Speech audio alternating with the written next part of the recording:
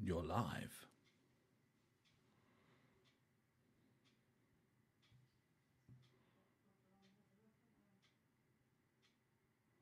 Oh, here we go.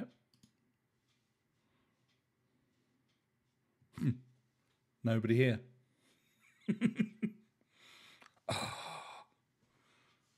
Oh well. I shall wait till... Oh, one viewer. Well, we are live.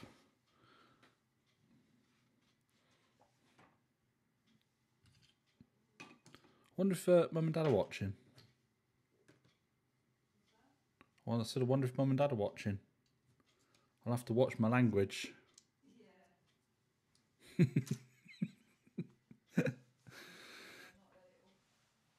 Eh?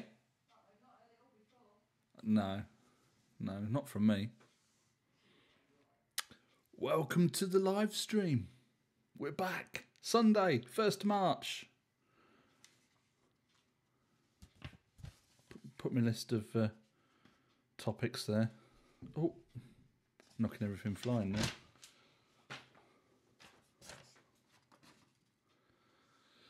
Oh, hello, Tina Forster. Yes, so I've decided. Are you watching this, Tina? Yeah. Is it? How loud is it? I don't want to, because in my earphones it's blasting out quite loud. Is that right? Oh, okay, I'll leave it as it is then.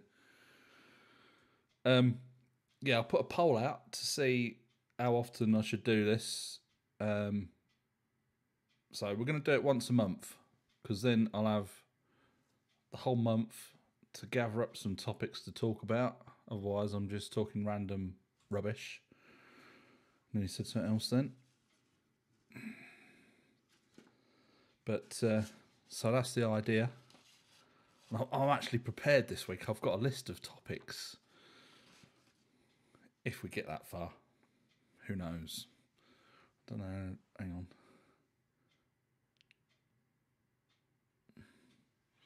Yeah. But the weather has been absolutely crap. So we haven't really done a lot in the last fortnight. We have done a few things.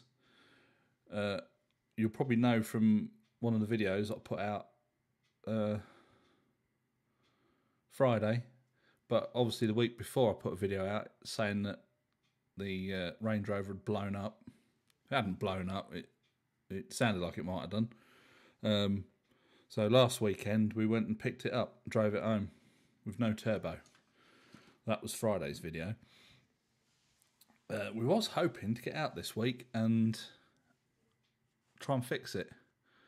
But the weather has been so rubbish that I've not even gone outside. Been stuck indoors. It was horizontal rain earlier. And it's been quite windy. We've had a tree go down over in the woods.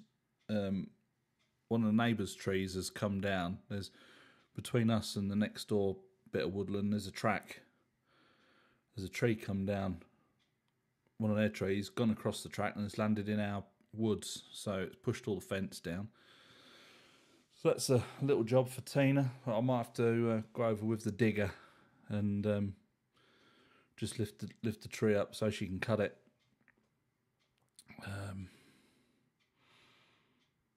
Not a lot of activity on here at the minute. We've only been going for 4 minutes though.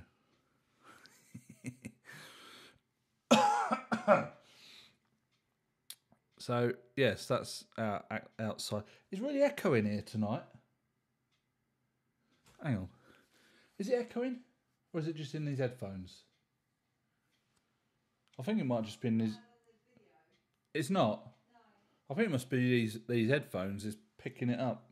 It's not bad here at all. Oh, right. We'll carry on, as you were. So, yes. Weather has stopped play. So I've been computerising most of the week. Changing thumbnails, keywords, titles, just to try and get the videos going up a bit better. When we was doing Range Rover videos all the time, before we'd moved into this house, we'd got this house, but we was living at the other house. I was putting out Range Rover video after Range Rover video, and obviously YouTube had started pushing them up and up, and they was getting seen by more people, and I was sort of getting 4,000 or 5,000 views just like that. And then I started mixing it up with some other content, and it seems to be that if, like, a Range Rover video is really popular, but other sort of videos, like if we're out doing farm work or renovating the house or anything like that,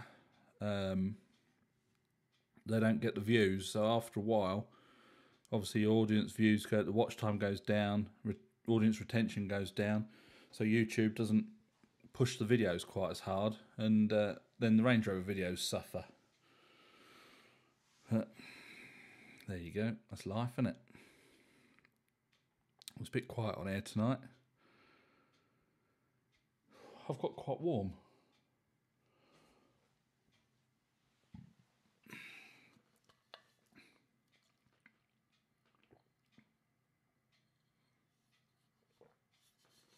So I shall just keep talking utter rubbish.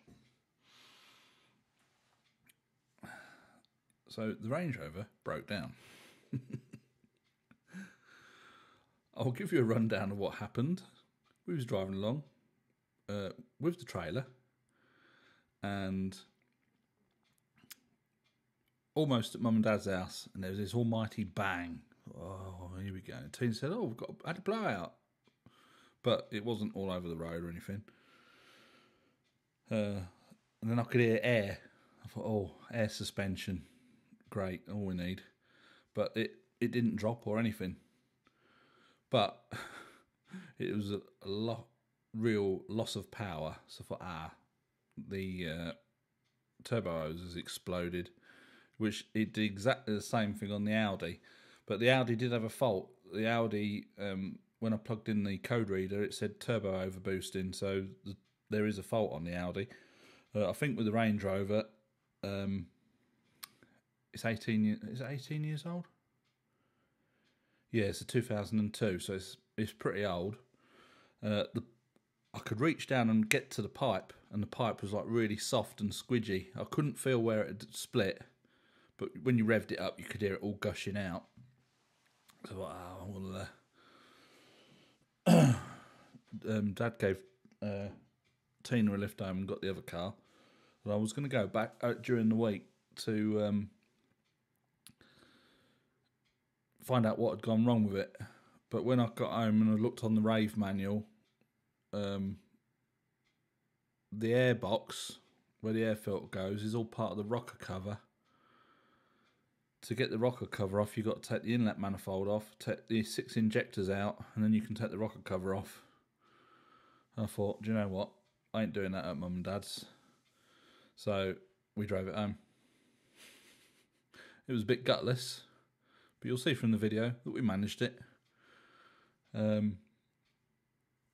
So yeah, and that's been sat outside in the rain ever since, because I ain't going out in the rain. It's bad enough having to get on the floor to do stuff, but no, I ain't doing it. Oh yeah, tired doing nothing. Yeah, I ain't going out in the rain to fix it. That's for sure. Not when we've got a decent car, and if worst came to the worst and we really had to, we've still got the Panda that we can go out in. I think Tina would have to go out on her own in that. I'd stay at home. So yeah, that's where the Range Rover is at the minute. We've got a concrete hard stand in the other side of the garage, so the plan is I'm going to park it up on there, get it jacked up on axle stands, and I shall get underneath and see if I can reach the turbo hose from underneath, putting my hands up. Which would be ideal if I could do that, because I ain't got to take all that rocker cover off then. And it'd be easier for me to get to. I mean, I might be able to. It is worst case scenario. I don't have to get in that Panda more than I ever have to. Yeah, it'd be nice if I can get it from underneath. I can get to the top if we drop the suspension down, and we put the bonnet in the service mode so it's all the way upright, and I should be able to pull myself up on the thing and do what I can do. I do always have the assistance of the Hobbit, which is quite handy at times, and she's got small hands, so that's down into the things.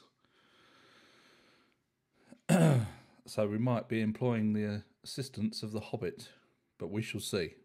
Might be able to do it from underneath, which would be good. So that is basically the Range Rover's taken care of. I did notice when we was driving it home, headlights started playing up again. Main beam kept coming on. Well, it was on all the time. When you push the stalk forward for it to go onto main beam, they'd go off. So disconnecting the battery and connecting it back up worked for a couple of hours, and now it's playing up again. I will plug the diagnostic thing into that and see if it throws up any faults. Now I've updated the firmware on the diagnostic machine. It might...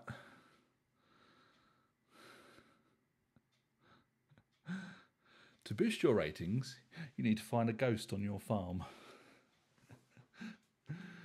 Seems to work for everyone else. Good luck on finding one. Have we got a ghost, Tina? I'm just saying, I'll be out on a search tomorrow. Yeah.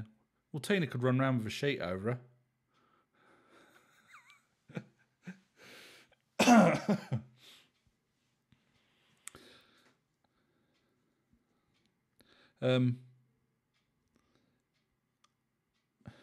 Talking of ghost stories, years and years ago, when I was a lad, at our old house in England, in Lincolnshire, just over the way, there's a bit of woodland. Well, not woodland, there's some trees and some sheds and an open barn. I don't know who it was owned by, but everyone used to just go in there. Anyway, I used to work on Saturdays, so I'd have Sunday and Monday off. That's right.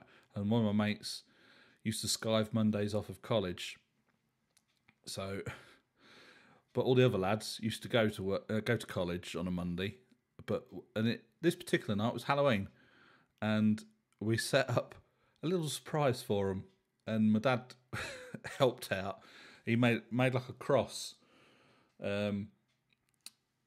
And we was going to hang it up in this barn. He put a white sheet over it, hung this cross up in the barn. And so, of course, all the lads came round and it's like, oh, it's Halloween, let's go over the woods and see what we can find. So, of course, me and Andy, we was there. We knew exactly what was going on. Dad had already snuck out the house and gone round the back over to the woods, and he was lying in wait. I can't remember. It must have been about four. There was Rob, Gary, Scott and Simon. Yeah, so there's four of them that didn't know about it. So, of course, we're going over the woods. Me and Andy knew all about it. And when we got close, my dad just grabbed hold of this cross and swung it down. And they all jumped out. So I've never seen people jump up in the air as much as they did. And it even made me and Andy jump, and we knew it was going to happen. But, of course, afterwards, oh, it didn't really make us jump. No. Yeah, right. So there was like... how'd you make a cat jump, Tina? You know, when they jump up in the air, all 4 feet. They was just like that, way up in the air. Anyway, that's enough of ghost stories. But having said that, that same night, we walked up round the pub, a place called Little Steeping, and you could take the track down the side of the pub, which took you across the fields back to our house. We started going down there, and this, out of the fog, no sound whatsoever, there was no footsteps, this bloke appeared from out of nowhere, and he looked like really old-fashioned. He had a waistcoat and a waistcoat watch chain thing and cap, and that was a bit bizarre. But, nah.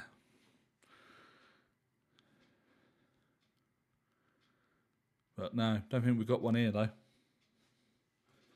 That's it for ghost stories.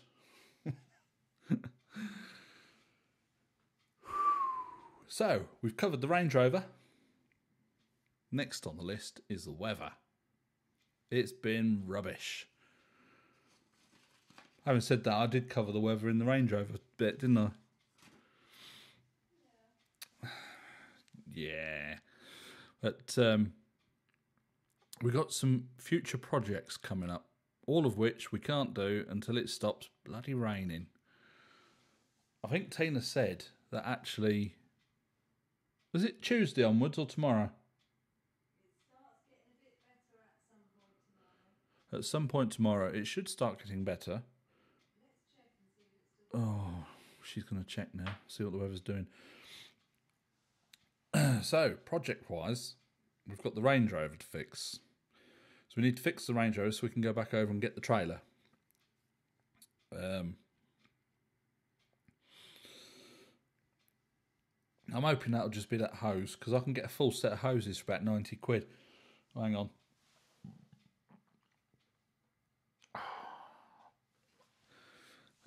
I've got gas tonight. It's Tina has put extra bubbles in the Yorkshire pudding. And I've been suffering ever since. Hi Darren. Yes, we will be keeping the Range Rover videos coming. Hopefully, when this weather clears up, we can get out and do some repairs. Oh. Got new glasses. Windy tomorrow. Yeah, and then it's just every single day there's a chance of rain. Chance of rain every single day, but it's... Well, what can you expect? Until the 14th. Till the 14th of March? Yeah. Oh, flipping heck. So, yes, we could be indoors. Actually, what Tina has done in the barn built onto the side of the house, where everything is dumped at the moment. When we moved from the other house, everything got put in there. There's boxes, there's all my tools, Anyway, the greenhouse is in there as well. It should be out in the garden, erected, but that's another story. We'll get to that in a minute. Anyway, the weather has been so bad, I can't get out and do any video. Put my teeth back in. I can't get out and do any videoing of anything because as soon as I get off the road, the old wheelchair just sinks into the field. So she's cleared some space out in the garage, and I'm going to set up a bit of a table in there, and I've got a video to do where I've got a chainsaw to strip down and fix. That won't interest too many people, especially if you're here for Range Rover content, but it's a job that I need to do, and I shall make a video out of it. So even if the weather is totally rubbish, I can at least get in there and do some bits and pieces. That's another project, to get this chainsaw done. It's my brother's chainsaw. He's a gardener in where does he live? Devon. Yeah, and near Torquay. And he had a chain. This chainsaw he's got. He's having trouble getting it started and that. So I told him, how often do you service your chainsaw? Service? Oh, what's that? So anyway, he changed the spark plug and fuel filter and that, and it was fine. But so he's done something on the pull cord. It's leaking petrol. Rather than getting it fixed, he just went out and bought another one because it would probably work out cheaper in the long run. Now, we did have a little mishap with one of our chainsaws. Tina filled it up with ordinary petrol without two-stroke mix in it. So, easy mistake because we got that many petrol cans floating about. And I tried starting it, and I got it running, and I just kept revving it up, thinking it. But then I thought, something's not right here. So we tipped some petrol out, and it was just, there was no colour in it. Oh, God.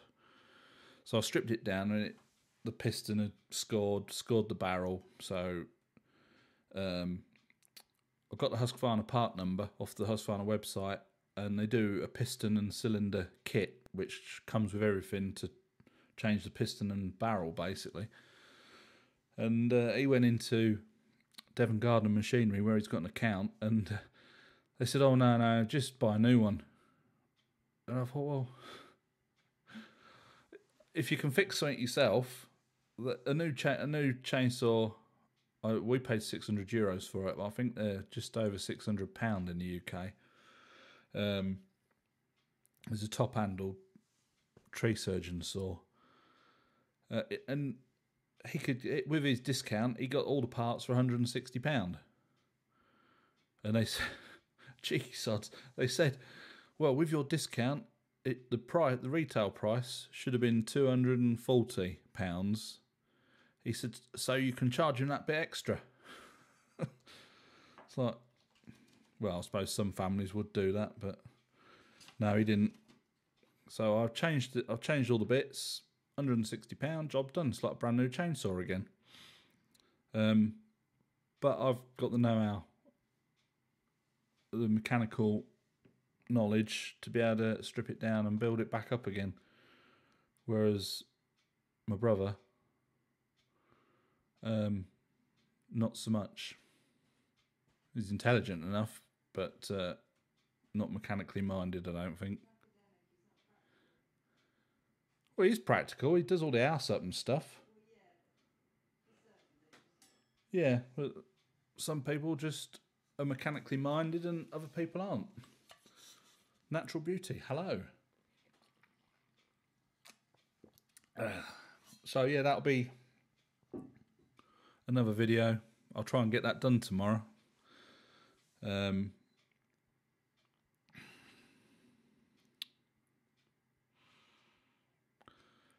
So yeah, project-wise, Range Rover, get that fixed when the weather's good. This chainsaw, that'll be a couple of videos, because what I'll do is I'll do a video stripping it down, finding out what's wrong with it. Then I've obviously got to order parts. When the parts come, I'll put it all back together and show you how to tune a chainsaw properly. It's not a black art or anything like that. It's quite straightforward. You just need to know what you're doing. But once you've sort of got the gist of it, it's quite straightforward.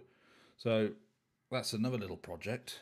After fixing the Range Rover, we're going to fix the Audi. That's only been sat there for a year. I had a memory today, Tina, pictures with Dwayne. So it's exactly a year that the Audi broke down. And it's been sat in the garden. The grass is growing up round it rather nicely. Once the Range Rover's done, we've got that off the concrete. We'll put the Audi on. Trouble is with the Audi, it's a V6 turbo diesel. So you got your V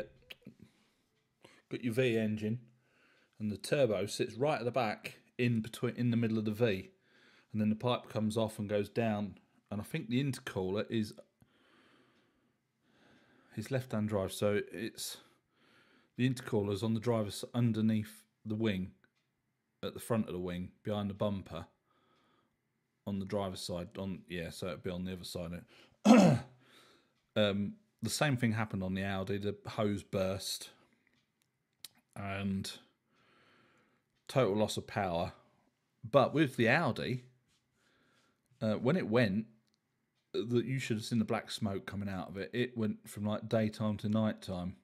The cars behind us was putting their headlights on. It was really that bad. And I did read up, if the intercooler turbo hose bursts one side of the intercooler to the other, you get different coloured smoke. I don't know how that works.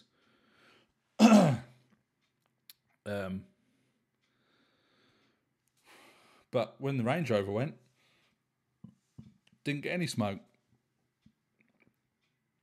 Oh dear. Yeah, so no smoke at all on the Range Rover. Mick Ness, you're in trouble now, Tina. Hey? All right. Tina said she can take it, so give her all you've got. So yeah, that's the Audi. So we'll get the Audi done, and then the plan with the Audi is get it fixed, get it running right, so the engine light doesn't keep coming on. Give it a really good clean. We've got to stick the headlining. The headlining in the back has dropped down.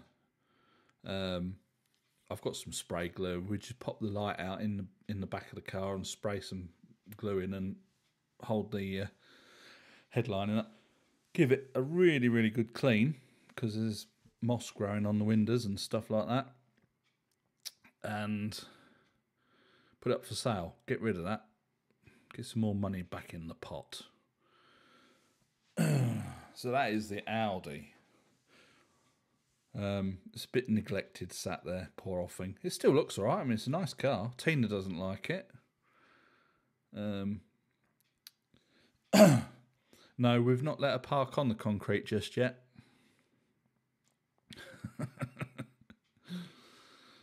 Yeah, so once the Range Rover's done, once the Audi's done, we'll get rid of the Audi. Then the next thing after that will be the Panda. Get the Panda serviced. We've got all the bits to do a full service, cam belt and water pump. What other bits do we get? There's like the boot lid doesn't shut down or doesn't catch, but that's just an adjustment on the thing. It's just silly little jobs like that. We do need to check the suspension on the Panda. It does feel like there's something wrong with it, but I don't think she'll ever let me sell the Panda.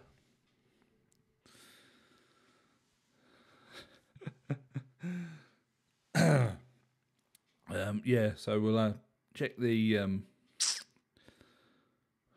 what am I going to say? It's gone.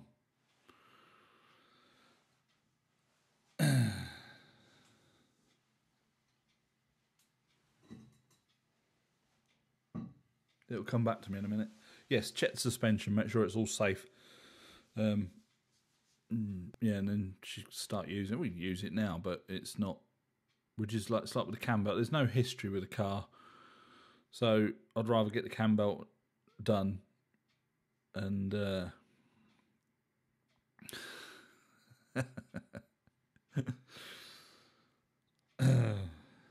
yes.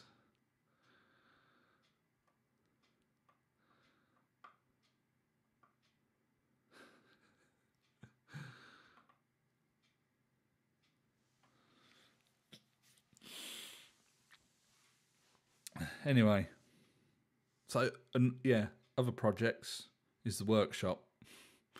I've got a little bit more to dig out, but I just can't get out there and get on the digger because it's so wet. The trouble is the trailer is at Mum and Dad's, so what I'm going to do is get the digger in there, which is a bit of a feat in itself because it drops down by about a foot. So I'll get the digger in there, dig out the rest of it, and I'm just going to dump it outside the door. And when I'm done, I'll get the digger back out and just push it away with a bulldozer blade bit on the front and just push it in a heap somewhere. Then we've got to dig the trench. We've got the water pipe. We've got the electric cable. The conduit's coming tomorrow for the electric cable. So we can dig that out. And obviously we're going to put the fin bucket on it for that. And so I can get it dug out from the garage, try and dig under the wall without the garage falling down. Water pipe and electric into the garage, and then run that all the way down to the house.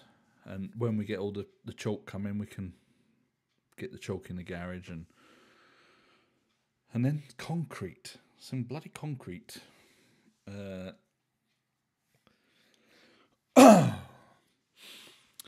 What are your long-term hopes and plans? Self-sufficiency.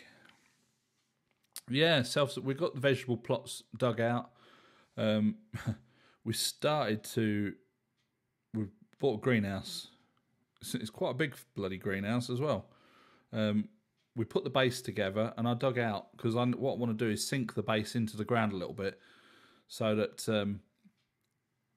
we can have a bit of a concrete hard standing in front of the greenhouse and have a concrete just inside the door, so that I can get into it without knocking down you got where you got double doors on the front of the greenhouse and they slide and they're on like rollers.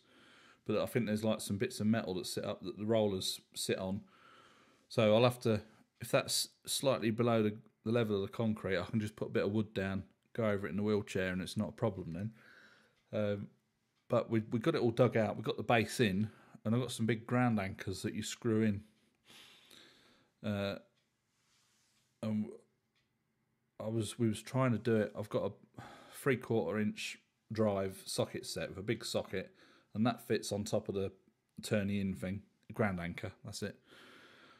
With the air gun, and we've got Tina's got a little compressor, but it's only 6 litre, tiny little thing, which is perfect for pumping up your tyres, or she blows the Hoover out with it. But it wasn't enough to power the air gun, so we've got to get my big compressor out of the thing, take it up there, get the ground anchors in, and then we can start building the greenhouse up. So we are on our way to growing our own stuff. We've got loads of seedlings growing in the other room. We've got the grow lights up, and we had the heat mats on, but the stuff was drying out, and they was really suffering with the heat mats. So we switched the heat mats off, just left the grow lights on. The chilies, I've got them in a propagator with a grow light above it, and the propagator I've stuck 3 heat mats underneath it, so it keeps it to about. The last time I used the propagator, we had a little thermometer in there, and it was sort of about 29 degrees, which is ideal for chilies. And we've had a lot shoot up. I've planted 6 varieties this year. We have Carolina Reaper, hot. Moraga scorpions, ordinary scorpions, chocolate bootlar chocolate. The red ones haven't come up. We've got boot red, and Fatale haven't come up. We're not going to grow as many chilies this year because we're just getting going again.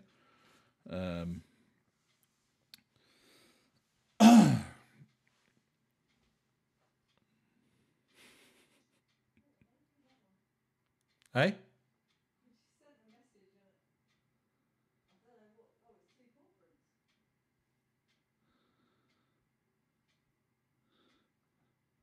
Well, I can see what you're typing. It's coming up on my screen. Yeah, I know, but the emoji was 2 paw prints came through. Yeah, what's that all about? Tap the wrong one. Never mind. Tried the crispy beef the other day. Didn't look as good as your effort. Well, I've done it a few times. As long as it tasted all right, that's the main thing.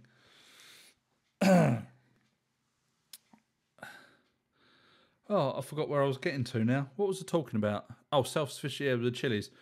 We've got what we got. The last time I was growing chilies at the old house, we've got auto pot system, which you have a big reservoir, which is 47 litres of water. Little pipe comes out the bottom, and it goes to. I've got 6 auto pots, and they've got like a little cistern thing in it, like a little float in the tray, and then you put your pot on top. It's got some like mesh things. One's got like coppery mesh, and the other one's a black mesh. And I think one of them's just to stop all the roots coming out the bottom.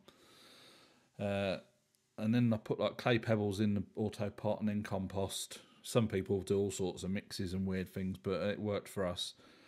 We had 6 auto pots, and they went mad. They was 6 foot high, some of them plants. Yeah, and absolutely loused out with chilies. All the other chilies that weren't in the auto pots, we put in the polytunnel. Yeah, almost 5 foot tall. And 3 days. It doesn't take 3 days. You could do it all in one day. But I'll tell you a little story here. Tina plans her meals. Well, we both plan the meals out. So she knows what to get. You know, we take turns cooking. We go, say, Wednesday through till Thursday. And then she goes shopping on the Thursday to get. So we decide what we're going to cook. And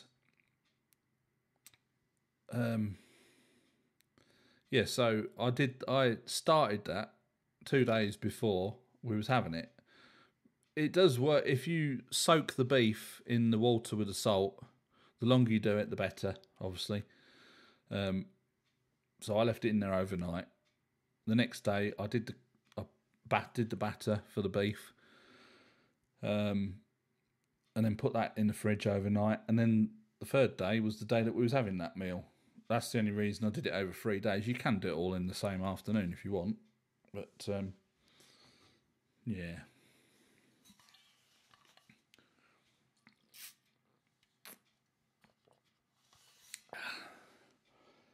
So yeah, we are planning on doing quite a lot of vegetables this year, and herbs and stuff like that. Just waiting for this weather to sort itself out and we can get on with the greenhouse again. That's another project. I've got it on my list of jobs. And vegetables. Lots of vegetables. We've already started the tug of war. Well, I've got to fix the Range Rover first, because I think it would be very unfair if I was to use the TD-V8, because that is considerably more powerful than the TD6. And I'd like to give Tina at least a fair chance.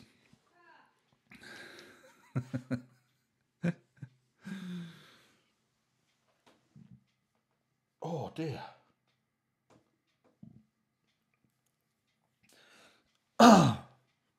Home brewing. Next year, we're going to be doing some cider. Mum and Dad have got, was it 40 trees? About 40 apple trees they've got. They can't use the amount of apples. I think Dad has said that he was going to give some to a bloke who's got pigs. So yeah, we're hopefully going to be doing some cider next year. Or next year, this year. Oh, it's March already. Where's the time go? Who knows? Anyway, yeah, so cider, I like a bit of cider. Very nice. I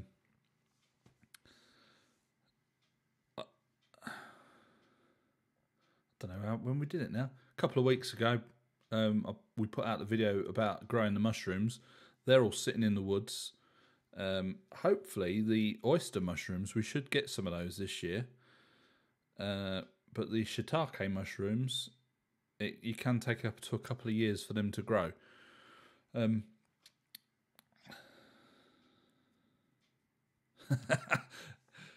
That bloody flower mower has caused me some headaches. All it is good for is a boat anchor. But I do have a bit of a solution. I found a place that sells engines. It's not a Honda engine. Honda engines are just stupid money. Because it'd be like a GX390, which I had that engine on we had when we was working, we had a wood chipper, and that had the Honda GX390 engine on it. I found a firm that sell a Lifan engine. Now, I've heard these Lifan engines are really good.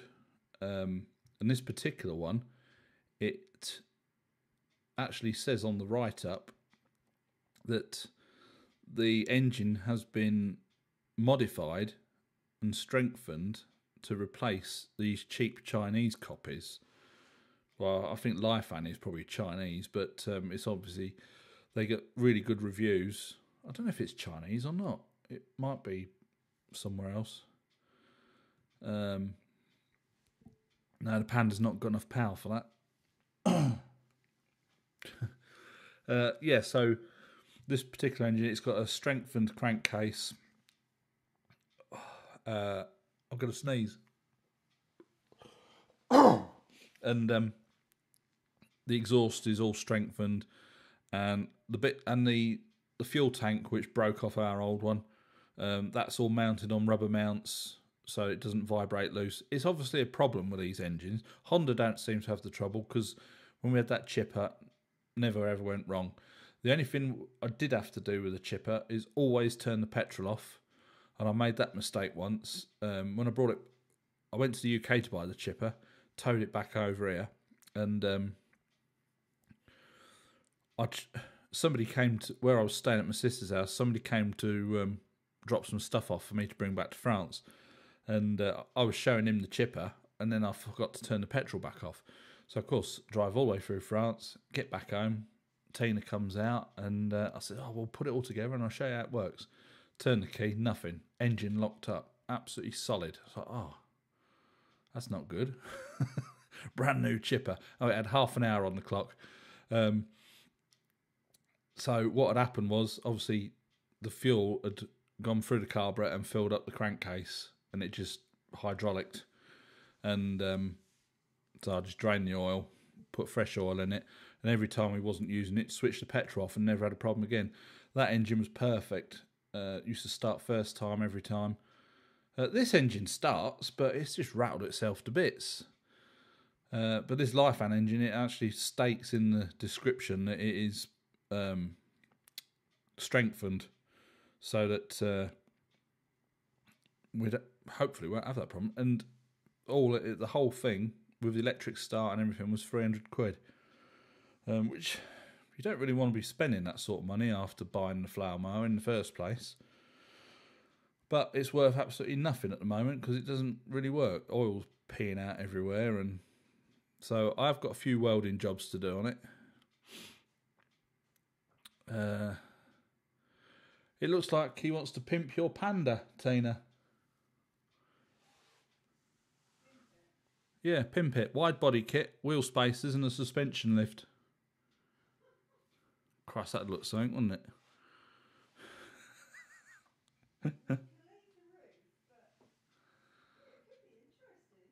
Oh, God. A lift kit, yeah. I don't know. So yes, that will be another project, the flower mower. But we've got a certain order to things. Don't want to keep spending out money. So what I'm going to do when we're what was I going to say? When we've got the chalk for the garage and we've got that all in there, we've got 2 whacker plates round the back, both brand new. So we're going to get them both out. We've not even started them up. There's got no oil in it. They're totally brand new. So we're going to get them both running. Make sure they both run okay. Keep the best one, if there is a best one. They should be both the same. Sell the other one, and when we sell the other one, I'll then buy an engine for the flower mower. That's the plan. Doesn't always work like that, but try and get a bit of money back in before we start spending it out again. You know, in out. But you see, I would say that we do need the flower mower because the mower on the tractor cuts grass really well, and but it doesn't cut it when it's long. But we like to leave certain areas of grass long because it's full of wild flowers, and thinking of the bees and the insects and all that kind of thing. So once all the wild flowers are gone, we tend to go over that grass with it. Bloody hell. We tend to go over the grass with a flower mower because the tractor mower isn't man enough for it. Oh dear. Your cooking's really affected me tonight. Well, it's giving me gas. You put too many bubbles in the Yorkshire pudding. Thank you. And you've given me the sneezes. It must have been too much pepper. You put the pepper on, not. Oh, I put the pepper on. Tina, can you fill my water bottle up, please?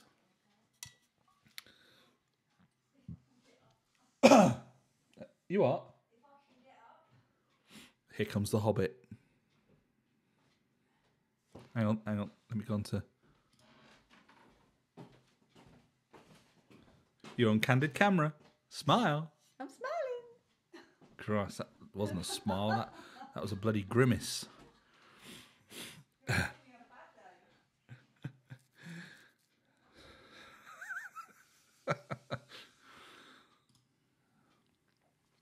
Oh, I don't know.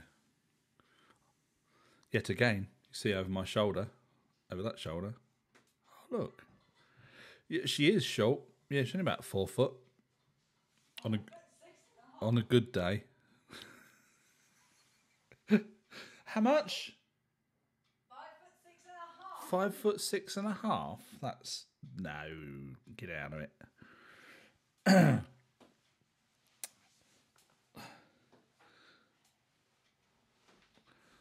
So yes, that'll be another project. But Careful, do you want water to drink or to wear? that's not very nice, is it? Thank you. Do you want a cuppa? Yes, please. I'll make one with it. Cup of tea coming. Very nice. Yeah, so bit of a result with the whacker plate. I ordered 1 and 2 turned up. Didn't say anything, and they never asked for it back. You watch, they'll probably find this video now and be knocking on the door. I shall deny knowledge. But yeah, there's these whacker plates that they got really good reviews. It's a make called Den Q-Bar, which made in Germany, I think. And they're 102 kilos.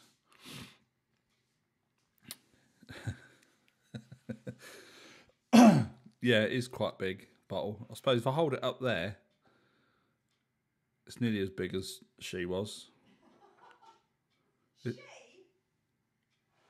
Whoa, what do you mean she? I can't hardly call you it, can I? Who's she? Cat's lover? Oh dear. Can't get the staff nowadays.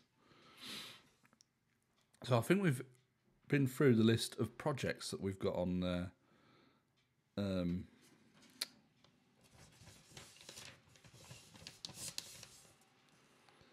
on the list. There are other projects, obviously, that we've got in mind, but you know, you got to just work through it. You got to work through the list, haven't you? Put them on a list, cross it off when it's done. Job's a good one. The man cave. Can you see any improvements on the man cave? See if you can spot what we've done, because I did have complaints about it. Not so much. I'll leave it at that for now and see if you can work out what's happened in the man cave. There was a chap on the last time, and he was saying that he couldn't live with it, and it too easy, too bloody easy.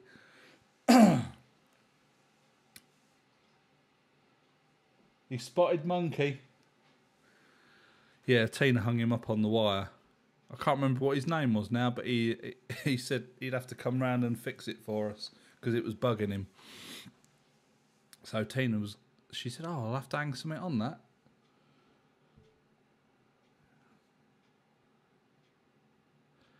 No, she can't reach. No.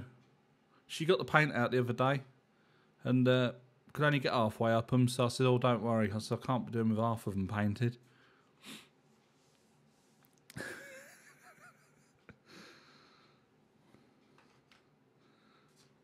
Just as well she can take all this, isn't it?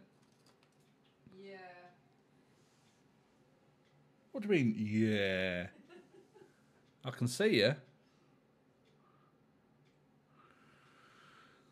Yeah, the man cave will get sorted at some point. But the garage is more important. Because if the garage was done, and all my tools are up there, got a workbench, got all this, got electric up there, I could go up there in the rain and tinker about, do little projects and bits and pieces, make more content. But as it is, well, I can't even get in there now unless I'm sat on the digger because it drops down by about a foot. We did get the headlights sorted on the Range Rover.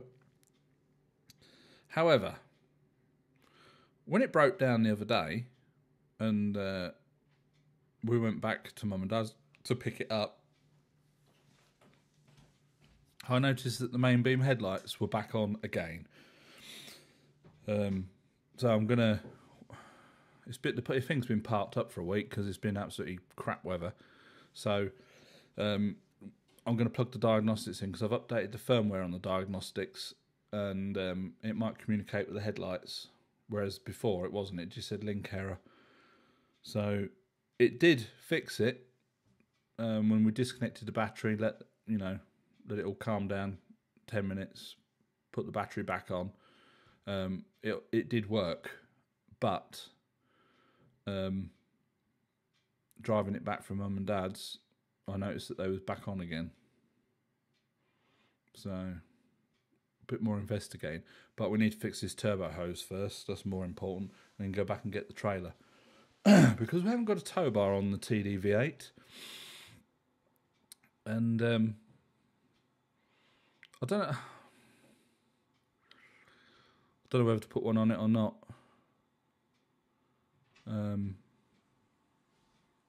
So I think the trouble is you're looking at about 800 quid. Because I want a detachable one again like we've got on the TD6. I don't want one that sticks out all the time. I can't remember what make it is. It's proper Land Rover one on the TD6. You do the thing and pull the tow hook out, chuck that in the boot. Tonight's tea we had... What was that, mate? Veal. Yorkshire pudding, roast tatties, and some broccoli.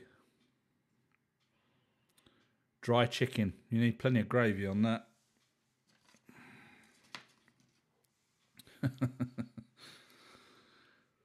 So yeah, I have to get these headlights sorted. The trouble, we don't use it at night time, and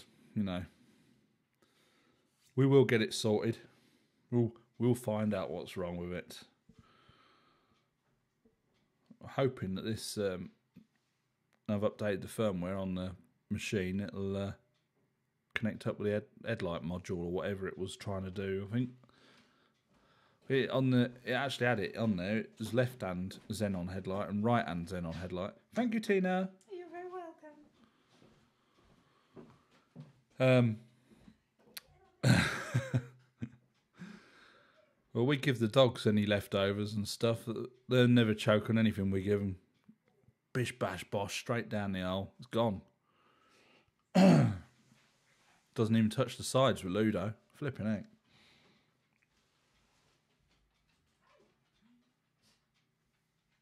That was one of the dogs just then. Oh, it's that time of night.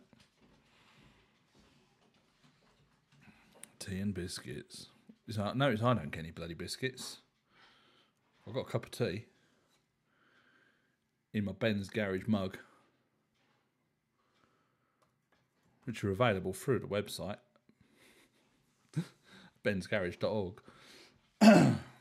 The dogs do get gas, yes. Ludo farts like a man, and then leaves the room. Dirty little sod. Kira, I suppose being a bit more ladylike, she just floats little air biscuits. But you know when she's done it because it bloody stinks. Flipping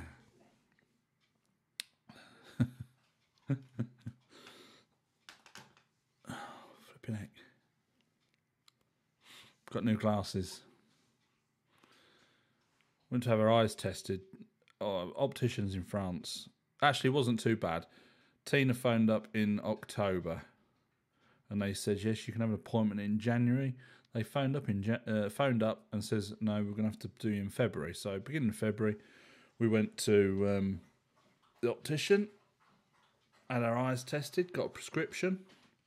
So I've ordered 2 pairs of glasses. These ones, which are reactor lights. Oh, that's funny. And some Polaroid. glasses.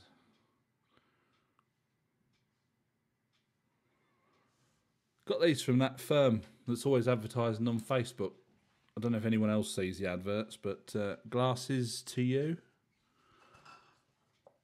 You can get cheaper glasses, but glasses in France are so bloody expensive. Oh, but it does make a big difference having the correct prescription. I mean, my old glasses, these ones, I've had them for... what do we reckon it was? 2005 was the last time I had my eyes tested. And I was just starting to struggle a bit with them. And when I got my eyes tested, she said your eyes are... You just need a stronger prescription, so that was that. So now we can see. Trigger's broom, yeah. Oh, you going out? Yeah, I'll take these to her. All right, see you in a bit. We can talk about you now. Yeah, you do anyway. Yeah. Tina's taking the dogs round the field. So, yes, new glasses. And a haircut. I've had a haircut today. Now, it's getting to that stage where the old solar panel is getting bigger and bigger. So what do you do? I said to Tina, just shave it all off. But I think she's a bit concerned about me looking like a convict. She said, "Oh, grow it really long and just brush it back." Oh, God. It's like having a comb over, but backwards, isn't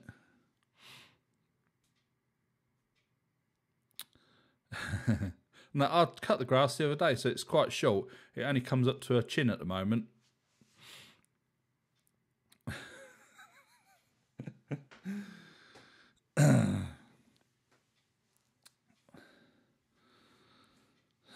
Yeah.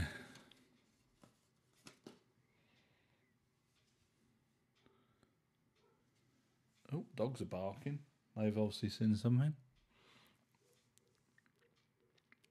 Got a Range Rover video on behind us. Don't know which one this is. I've just whacked a playlist on. Bit of background. Is this drinkable yet?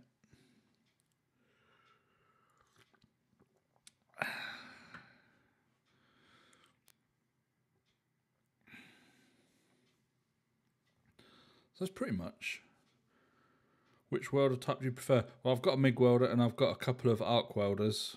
I do prefer the MIG welder, just because it's easy. But it packed up and I needed to do some welding, so I had to get the arc welder out, crank it right up.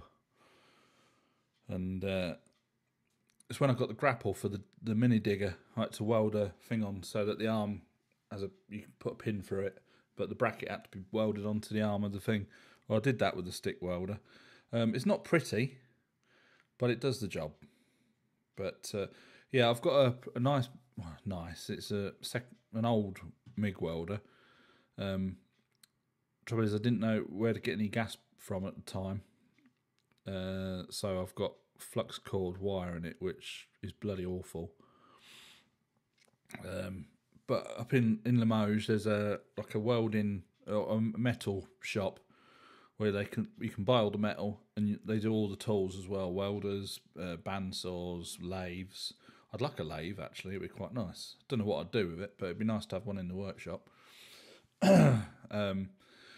So when we get to a point where we need to get some metal, because I've got some little ideas going on, and I shall go in there and see where I can get a gas bottle from.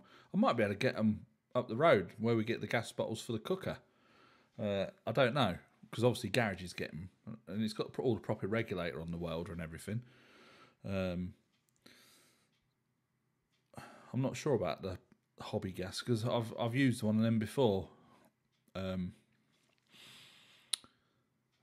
What did I use that? I gave my dad a car years ago. It was a Ford Escort XR3i, and I'd moved away, and he took it from MOT. It failed on a bit of welding. Of course, he had a stick welder, which is a bit fierce for welding the cars up. So we hired a MIG welder, and it come with one of those little bottles of gas, and it went through it just like that. I thought, nah, it's not very good. So ever since then, I've not really sort of paid much attention to those little bottles. But I mean, if I can get a nice proper bottle, because I've got a bloody great reel of MIG wire, which was on the welder, but obviously couldn't use it because it didn't have any gas. But that was quite. We was doing a job for a chap, and it was a big hedge, and I'd quoted him about €500 for this hedge, leaving all the waste on site, so that was even better. So we got doing it, and he sent me an email. He says about the price. I thought, oh, here we go. He said, are you interested in any tools? I was like, right, okay, what we got here then? So he says, it's proper. I've got some proper tools in the workshop. He says they were selling the house and he didn't want to take them all back to the UK. So I said, well, I'll see what you've got. And so goes in this workshop. He said, well, there's MIG welder. I thought, oh, Christ, I'll have that for a start. A metal cutting bandsaw, a wood bandsaw, a planer thicknesser, pipe bender, hydraulic pipe bender, 3/4 drive socket set, bloody great socket set, big box, a job to pick it up. There's some other bits and pieces. I sort of like totting it all up in my head. I thought, well, what I could buy all these bits for was coming to more than what the job was. I thought, yeah, it's a bit of a no-brainer. So we had all those off him, and they've been bloody marvellous. I gave the planer thicknesser to my dad because I had no need for it. But the metal cutting bandsaw is a game changer. You just get your bit of metal in there, press the button, and it shuts itself off when it's finished. Job's done. Bloody marvellous. Yeah, I think the plastic spanner was tucked down the back of something. And got a rubber hammer as well. So that's where the welder came from. And I looked it up, and a similar sort of thing, same make, they were like nearly £1,000. I thought, whoa, bloke was a bloody nutter giving all that lot away.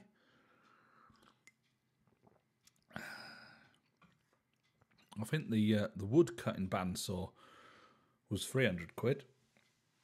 And they're all like nearly new, but the Metabo stuff was quite new. Not had a lot of use, that's for sure. Bit of a result.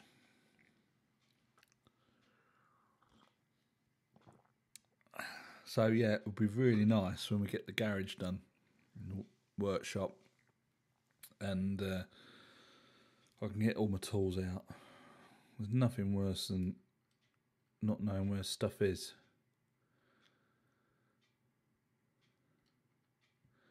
I've absolutely no idea what the duty cycle is.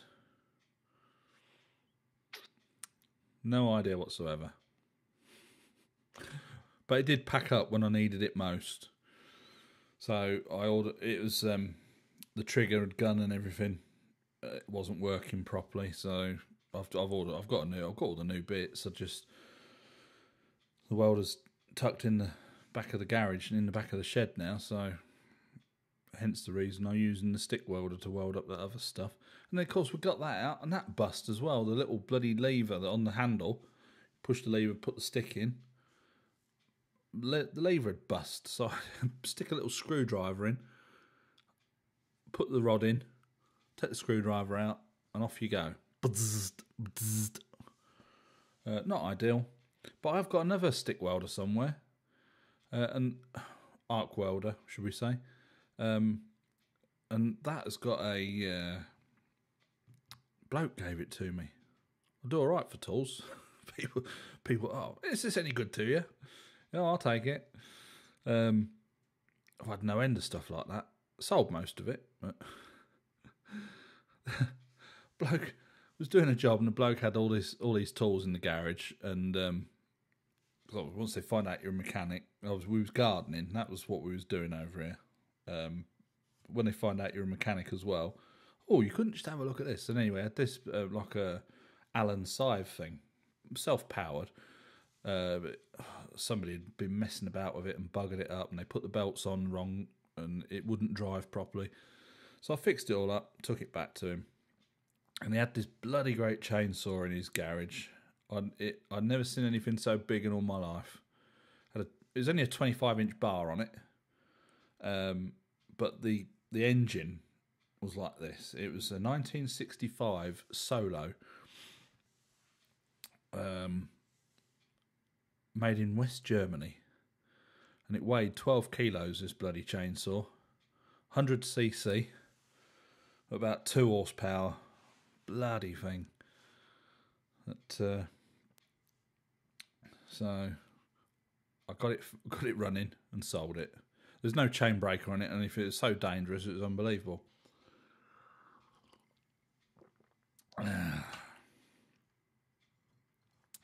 Classic cars. A fan of I absolutely hated classic cars doing my apprenticeship. Worked at a garage, and a lot of classic cars. He had a bit of a thing for Morris Minors, and at the time I absolutely detested working on them. I don't know why, but I think what happened was he renovated a Morris Minor for someone and did a really good job, and then he just got loads and loads of work, and whatever classic car it was, it came to us, and we had all sorts. Obviously, a lot of Morris Minors. My company car was a Morris Minor. They didn't want to give me a pay rise, so they gave me a company car. And it was a Morris Minor pickup with all the garage lettering up the side of it. That was a trophy-winning pickup. He used to win Best Commercial Classic Car or whatever it was. Had trophies and stuff. They weren't daft, were they? We can't give you a pay rise, but we'll give you a company car that you don't have to tax or insure. All you got to do is put petrol in it. Oh yeah, rolling advert for them, wasn't it? Anyway. Got me in the dry, because I only had a motorbike at the time. So yeah, Morris Minors. We used to have a 1935 Daimler 15 come in, which was really nice. The pre-select gearbox. It had a 6-cylinder, 2000cc engine, which made a whole whopping 15 horsepower. But that was really nice. It was coach painted. All done with brushes, but you couldn't. The paint was so deep, it was like unbelievable. That was a Daimler 15, 1935. It was a bloke up the road. He used to do weddings with it and stuff. What else did we used to have come in? Silly cars like Hillman Hunter, Austin Allegro. I mean, we're going back to. When did I leave school? 93. So yeah, 90. I was straight in. I worked at a forklift place to start with.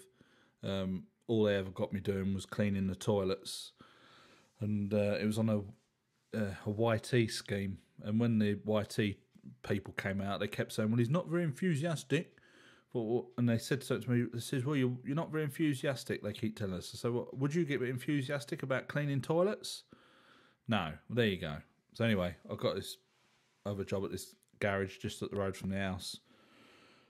And first day on the job there, it was bang, straight onto a car. I was like, bloody hell, I'm on the tools. So in 93, 94, things like the Hillman Hunter, Allegro, there was still quite a few Allegros driving about, but there weren't many nice ones. We had a couple of those come in.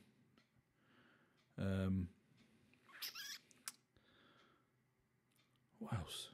Triumph 2500, I think it was a 6-cylinder engine.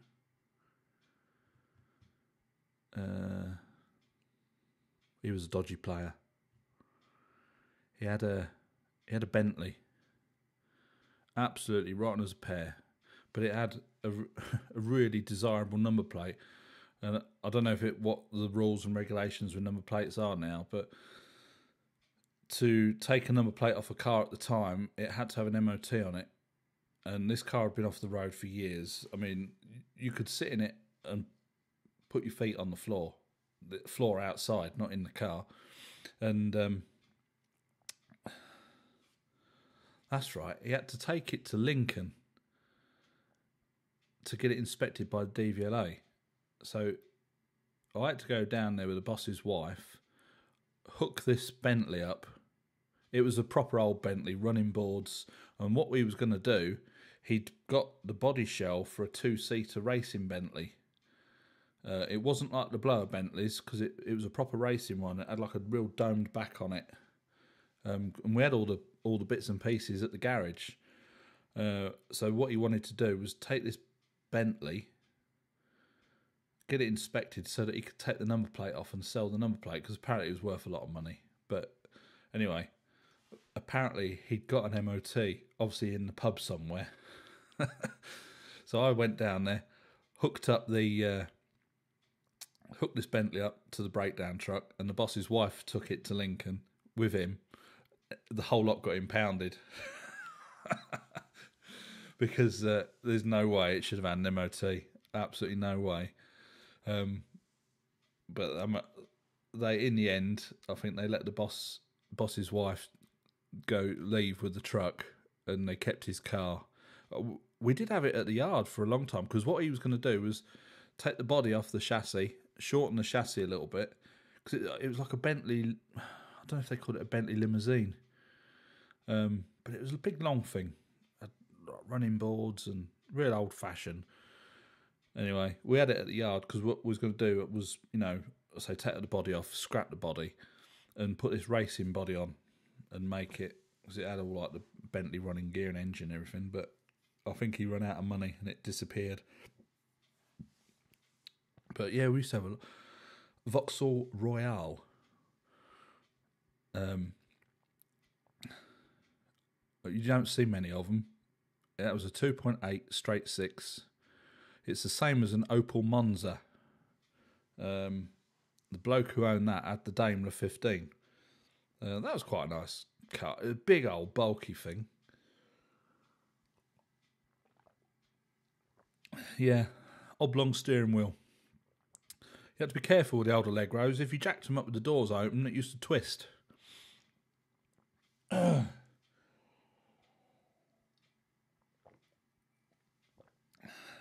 Our breakdown truck was a bit of a classic as well.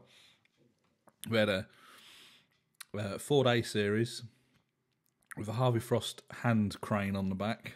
You had to get out there, two big handles, big old clogs with ratchet things on them. Why did they twist? Because they were bloody rubbish. So don't jack them up with the doors open. He got this Ford A series from the council. It only got like 19,000 miles on it from brand new, and it had the 3.6 York diesel engine in it, 6-cylinder. They came with an ether pump on the dashboard.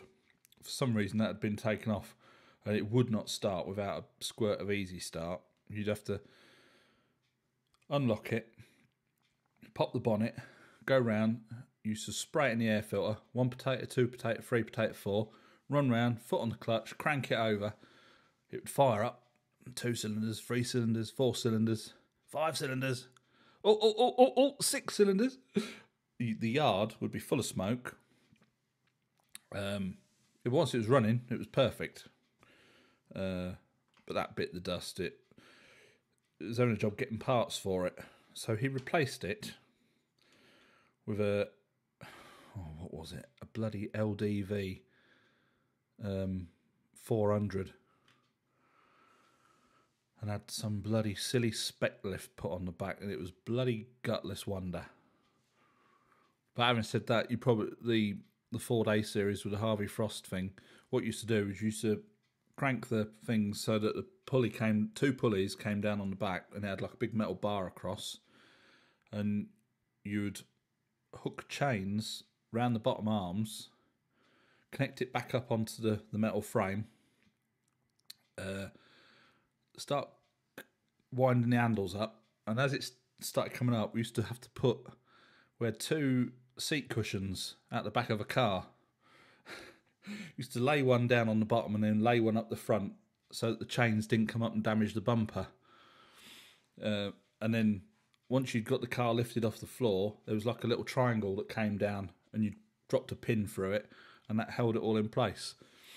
It was quite good, but modern cars wouldn't be able to use it because it would just bash the bloody bumper up straight away.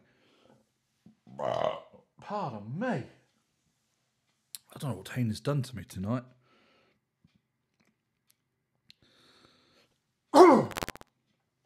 So, and another car that used to come in was a Wolsey 1550.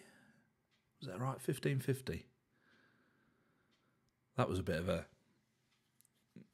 rare thing. Yeah, Wolsey, or was it 1540? Yeah, well, I can't remember. But back in the 90s, you still, especially in Lincolnshire, you still had a lot of old bangers riding about on the roads. Trying to think what sort of cars we used to get working on, but it was when we were still doing points and condensers when we were servicing, so that tells you what the cars were like back then.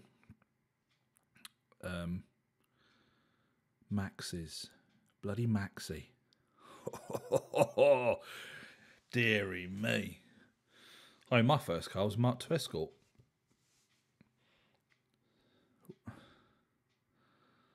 Well, I've always liked Range Rovers. We used to have a Range Rover come in. The bloke was like really particular about it, and he wouldn't let anyone drive it. And because we used to drop customers off at home, you know, if their car was coming in for work or something, we'd take them back home in their own car, and then you could road test it on the way back to the garage to, you know, if it was coming in for a fault or whatever. Anyway, he would never let anyone drive his car, and I went to pick him up one day, and for some reason he got in the passenger seat. And I sort of like looked at him. He went, "Come on then, let's go." Oh, okay, so I drove home. And I got complimented on my driving, and I thought at the time, "Oh, this is quite nice." I think that was a automatic. I think V8. It was a 1988. We used to have another one come in. That was a manual with a 3.5 litre V8 in it. And I just sort of always liked driving them. Yeah, we've had all sorts come in the garages and stuff, and you know, from silly, stupid, fast sports cars, and but I never found cars very exciting because I was, you know, being a motorbiker. You can't get you can eat well. Nowadays, cars bloody perform quite well, but 20 years ago, when would I have had that big bike? 1997 was my first big bike. I passed my test. I had a RD250 air-cooled, and then I traded that in for a brand new TRX 850 when they first came out, because they came with 2 years fully comp insurance, which was quite handy because I needed it just once, I think. So even back then, cars didn't perform anywhere near like a motorbike. So we'd get a fast car coming to work, you drive it, and they're all like raving about it, how fast it is, and it doesn't. I thought, well, no, it ain't.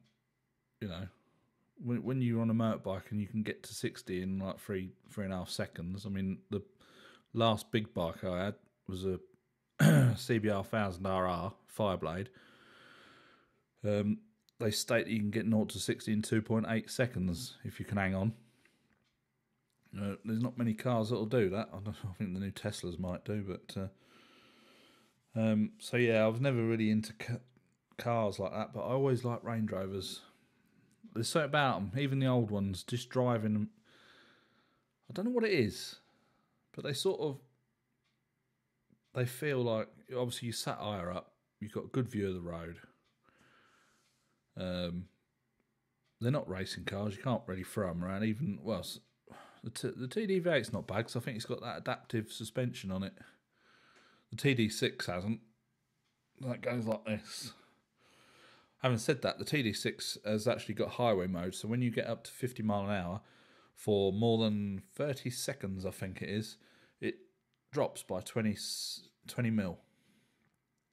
The TDV8 doesn't do that because I was waiting for it. When we first got it, I kept looking down because you've got access mode and you've got normal ride height and then you've got off-road mode, which you've got on the TD6, which you do in the middle there. But there's a light to the side of it, and when you've been at that speed for so long, it drops down 20 mil. So it just sort of tightens it up a little bit if you're going fast on the motorway or something like that. I think that this TDV8's got adaptive suspension or something. I don't know. I downloaded the owner's handbook the other day, so I'll have to have a read. I've got a owner's manual, owner's handbook for it, but it's all in French. No good to man nor beast. Not to me, anyway. So yeah, I've always liked Range Rovers. Bought my first one. I bought it quite cheap, £500. There's probably a reason why it was only £500, because it ran like shit. Came to France in it, and it was running as rough as hell.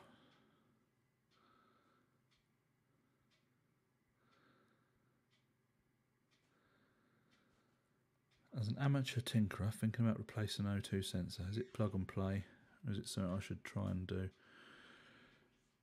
Depends on how good of a tinkerer you are.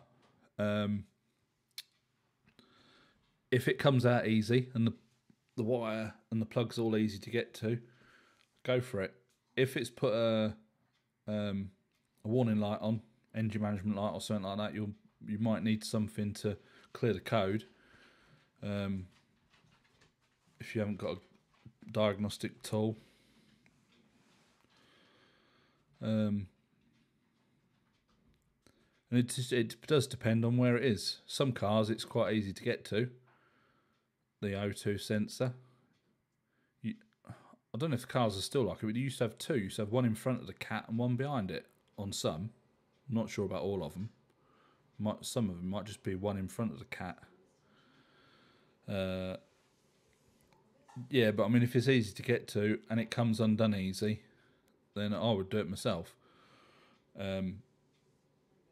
And clear the code if you've got a machine. If not, 2006 HSE. What engine's in that? HSE. Is it obviously petrol? Yeah, a bit of a long way though, I think. Unless you're local, of course. And I ain't coming out in the rain.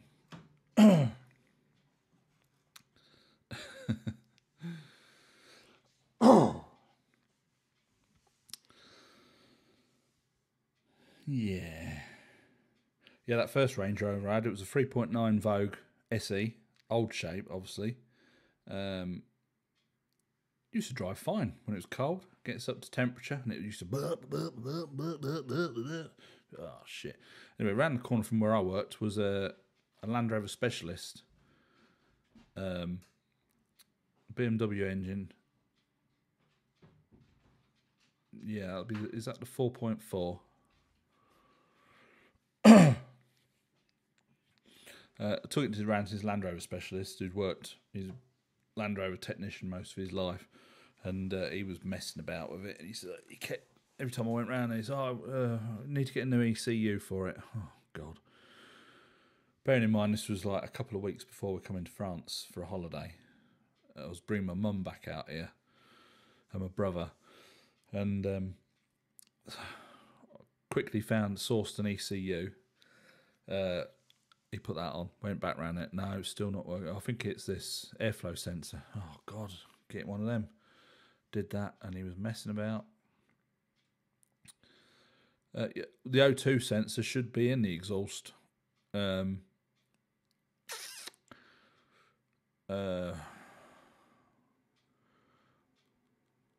sure exactly where they are on that car. But if you can get to, you've obviously got your manifolds either side, and your downpipes will come down to a cat either side. You should have 2 cats on it. So I think there's 4 oxygen sensors, 2 in front of the cat and 2 behind, maybe. Not sure.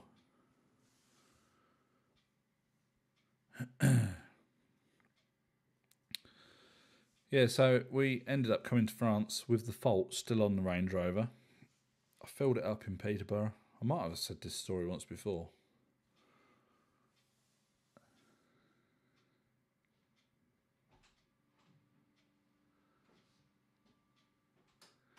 TPMS.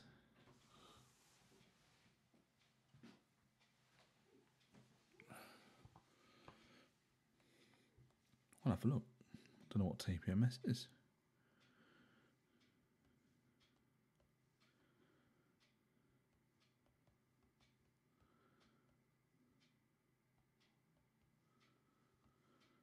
Bear with me.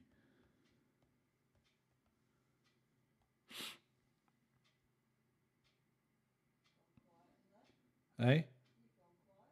I'm just looking something up.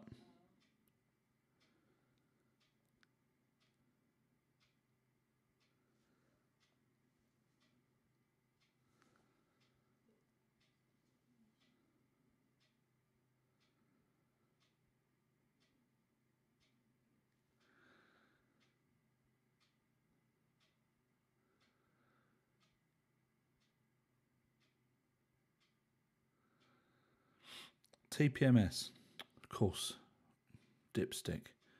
Tyre pressure monitoring system. Why didn't I think of that? It's quite possible one of the sensors is knackered, or have you changed the does the new valve come with sensors?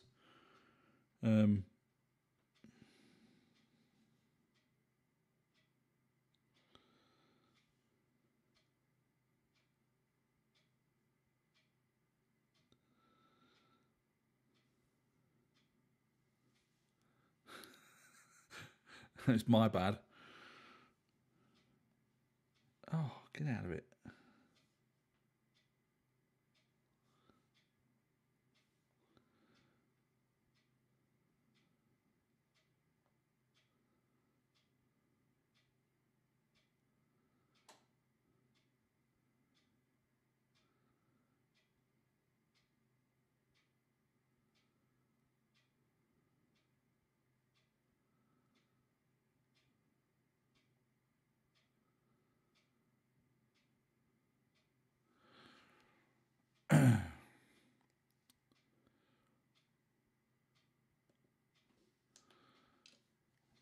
Thank you very much, TJ. Just looked up and we've got a donation. I've just looked it up. The TPMS obviously work on tyre pressure. They'll let you know if there's too much pressure, and if not enough pressure. What I've just read, it said to obviously unscrew your air valves, check your pressures, set them to what they should be, and then take it for a 5 to 10 minute drive, and they should reset themselves. If they don't, then there's obviously a fault with the sensor or whatever. What do you call it? The thing that picks up the sensors. There's something in the car somewhere that obviously reads what the sensors are putting out, whether they're not communicating. So yeah, our old TD6 hasn't got tyre pressure thingies on it, but the TD-V8 has. And you can go into the menu on the 2010. It's got that fancy display on it. You can set the computer for light load or heavy load, so that it knows what you're carrying and how the tyre pressures should be adjusted.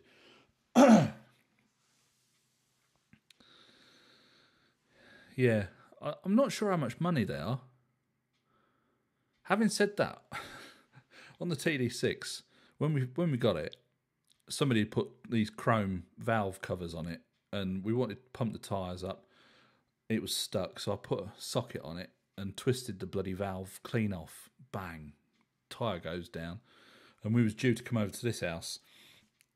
So we took the wheel off. Tina took it into the garage, and he says, I won't be able to do this today because it's got tyre pressure monitoring things on it.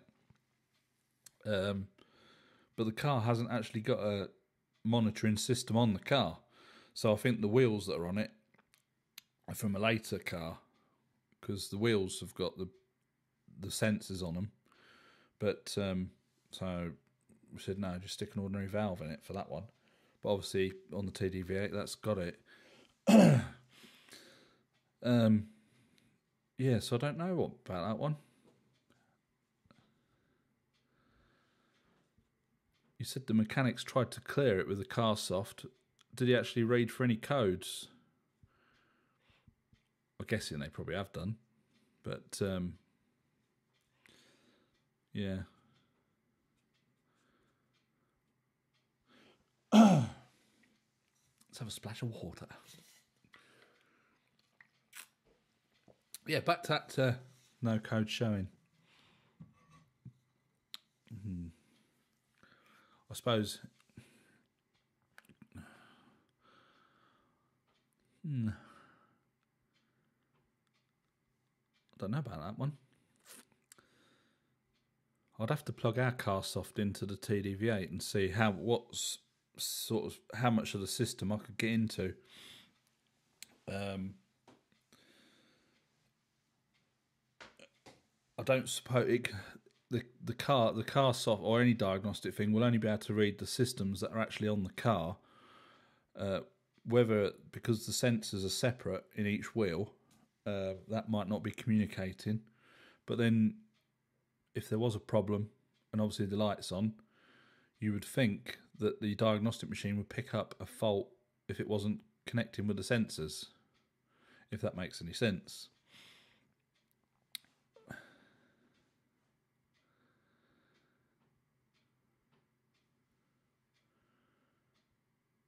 How much is a reading code program?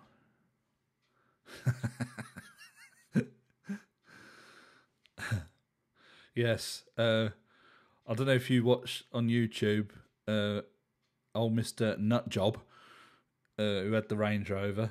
I think he had the black tape method, because his tyre pressure monitoring light was on all the time. Whether it's a common fault, I do not know. Because we've not had the fault, I don't really know if it's... I've not looked into it. But yeah, he's done the same thing. He had a bit of tape over it. I don't know. He doesn't pop up in my suggestions so much anymore. Because I stopped watching him after he came off the Range. Well, I was still watching. I watched him do that BMW. Which one do you use? What diagnostic machine? I have got the iCarsoft Land Rover version 2, which seems pretty good for what we do. I was looking at getting the gap tool, IID gap tool. That you're looking at about £500 for that, and then we'd have to get an extra license because we've got 2 Range Rovers, and they're sort of locked to your VIN number, so you need to get another license for the second car. But all the Land Rover people swear by the gap tool, because not only does it, there we go, you can turn the tyre pressure monitoring off using the IID tool. Just what we're talking about. But I've not had a need for one, because the iCarsoft has done everything we've needed it to. It's cleared codes. It's told us what was wrong. Apart from the wipers on the TDV8, when that packed up. But I think that was me not knowing how to use the machine properly, because on the TD6, I did a smart scan, and it runs through a few systems. But if you go into it manually, you can go into all the systems in detail, which I only realised the other day when I was playing about with it. So you can do a lot with the iCarsoft, but obviously you can do a hell of a lot more with the gap tool. IID tool. It's yeah. If you do a search for gap IID, I think where did I get them bloody hoses from? Oh, that'll come to me in a minute. But they were selling them. So they are pricey, but if you've got a need, and with them you can get really involved. I think you can do coding and stuff like that if you want to get into all that kind of thing. I think some people should probably best leave alone if they've not got the understanding, because you can soon bugger the car up. But yeah, so we've not had need for one at the moment, but I would probably look into getting one if yeah. So my dad's car, he's got a BMW 1 Series. Now the iCarSoft, it's the Land Rover version, which does Land Rover and Jaguar, but it's also got OBD, EOBD. Plugged it into his BMW because he had some warning lights on. His SRS and seatbelt, yeah, the SRS light had come on. So he'd had trouble with his car. He went back to UK for Christmas. 360. Well, that's not bad. I might have been looking at. It might have been nearly 500 for the two license. You know, for the tool and a license for another car. Or I might have been looking in euros. Yeah.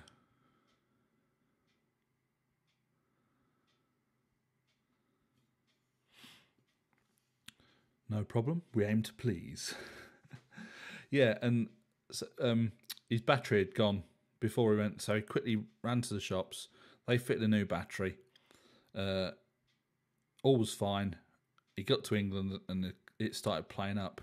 But what had happened was, on the top of the battery on the BMW, you've got like your positive terminal, because it's in the boot.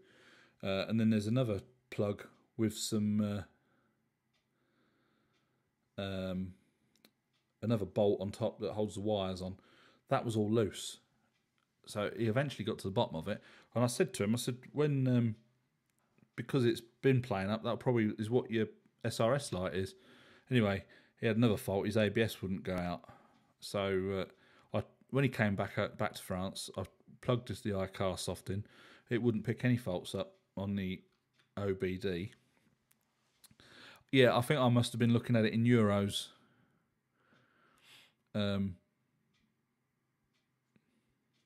Direct from Gap. Yeah.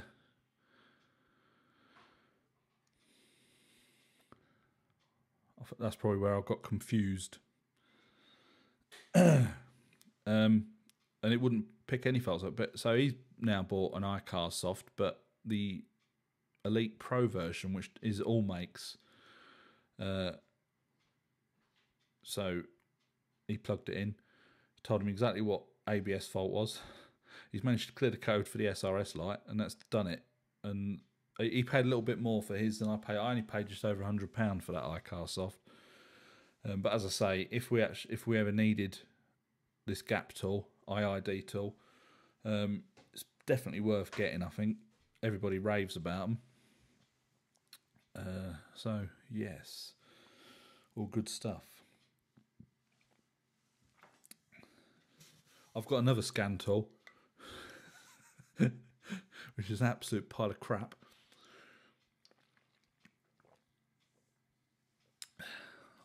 Bought it off eBay, as you do. It's a Conway VAG 405, I think, for the Audi. That's supposed to be OBD as well, but something not right with it. But you get what you pay for. I think I paid 30 quid for that, and it doesn't do a bloody thing. It does work. You can clear codes with it. And when we was using the Audi, the engine management light kept coming on every now and again. It would come on and it'd go off on its own, and then it'd come on again, and then it would stay on. iCarSoft LR2. Yeah, Land Rover version 2 professional thing for Land Rover Jaguar. That's what I've got. And it's done the job for us for what we've needed. Yeah, that is the one. And saved us a bit of money, because if you had to take it into a garage every time you need to put a light out. I mean, I did some off-roading in the TD6 and popped off one of the link arms on the height sensors. Got caught on a bit of tree or something. So of course I parked it up, and the car was doing this and going up and down, and it couldn't set itself right. And then bang, air suspension inactive, and it wouldn't do a bloody thing. All the lights on the dashboard went out. Plugged it in, and it told me what sensor it was. I had a rough idea anyway, because this corner was still right up in the air, and all the others had dropped down onto the bump stops. Stick some gas in it. Gas. Essence. Petroleum spiritus. Yeah, and it told me what height sensor was wrong.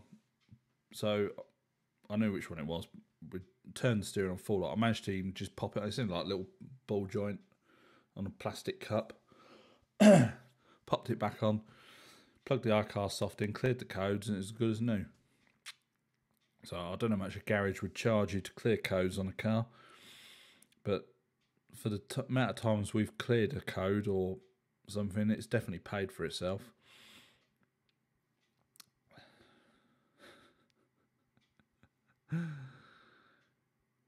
It's orange, or should that mean it's orange? I don't know. Oh look, I'm in two places at once. What job are we doing there? There's Tina in the background on the telly. That might have been when I was doing the lower arm.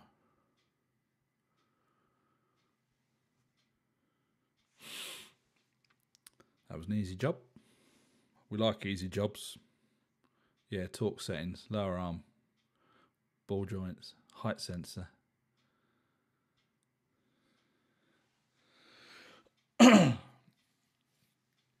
Yeah, so we'll probably be getting some more Range Rover videos when the weather clears up. All I can say is the iCar soft works for us. So we've got two Range Rovers. When we got the TD V8 home, we only did a couple of miles in it, and the service reminder came on, told us it was due for a service. The garage had just serviced it before we bought it. We've got all the paperwork. The iCar soft went in, and I reset the service thing on it, so that's good for however long.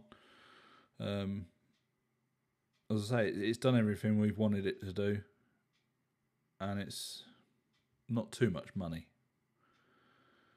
But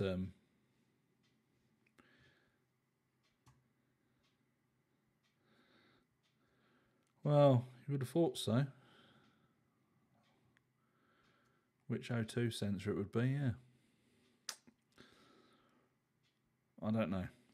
I'm not even sure that our car's got an O2 sensor. Probably not, being a diesel. On our car, it's actually advertised as having a DPF filter, but it's never had one. Not even from new.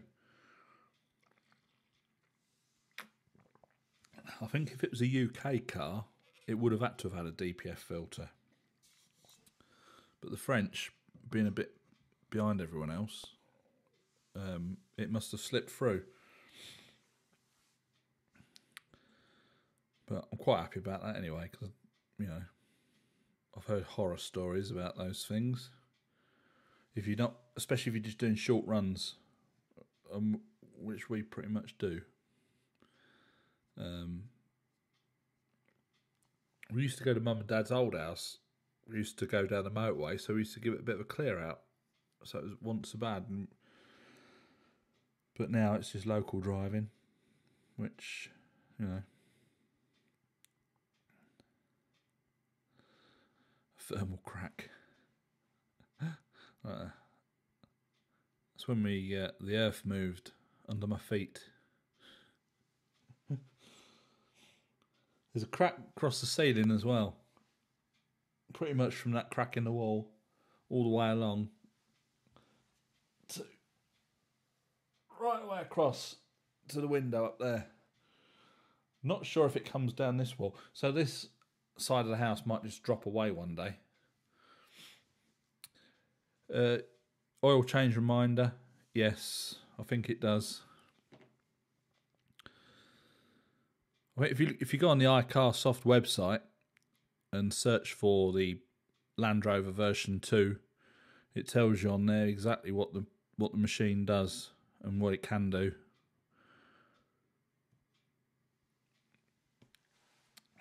Yeah, lots of things it can do. I've hardly used the functions on it. What's the next job? The next job, fix the TD6. I don't know if you was here earlier when I was talking about the TD6, but it went pop. Going to mum and dad's house. Tina thought it was a blowout, but the car wasn't going anywhere. It was still drove in a straight line. You could still hear air, and I thought, shit, air suspension. It's blown a bloody airbag. But the suspension didn't drop. It was just drove normally. Went to put my foot down. Absolutely no power. I know what's happened here. I think it's the turbo to intercooler hose has exploded. I've managed to get my hand down there and grab hold of it, and it's all soft and squidgy. I couldn't feel any damage on it, but you start it up and rev it up, you can hear air just... And if you've seen the video that I put out on Friday, then we drove it back home. I was going to go back over there and take it apart and try and fix it over there, but I looked on the Rave manual, and pretty much to get to the turbo you've got to take the air filter box off, which is all part of the rocker cover, which BMW in their infinite wisdom decided was a good idea. And to take the rocker cover off, you've got to take the inlet manifold off and possibly all 6 injectors. Then you can unbolt the rocker cover. That comes off with the airbox. Then you can get to your turbo. So we'll try and drive it home, which we've got it home. It's been sat outside in the rain for a week, so that's where it's stayed.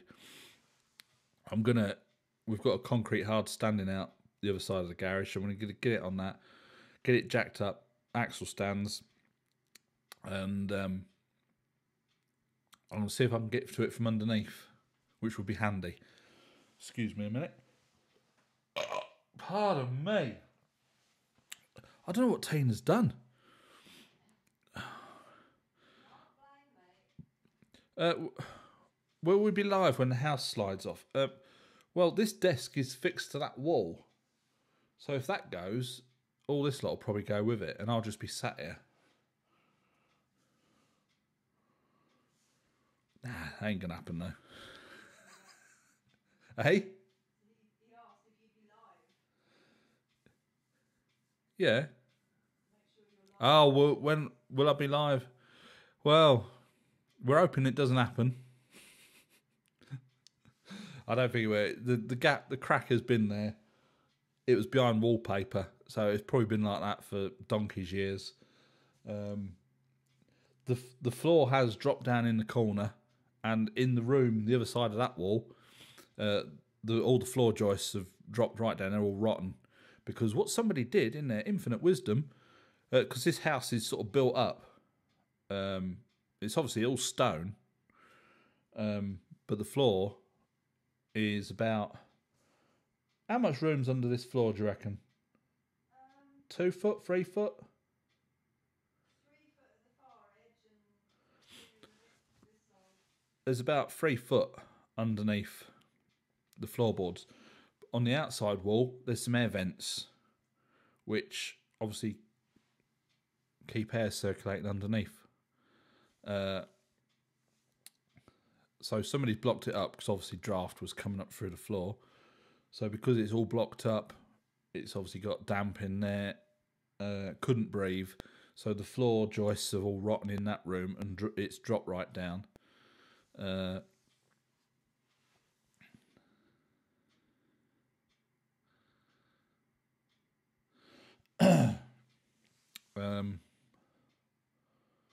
And the same's happened in the corner of this room, because the vent on this room was blocked up as well. So we've unblocked. No, say we've unblocked it. We did unblock it, but Tina's blocked them back up again because for the winter, because it does get cold up underneath the floor.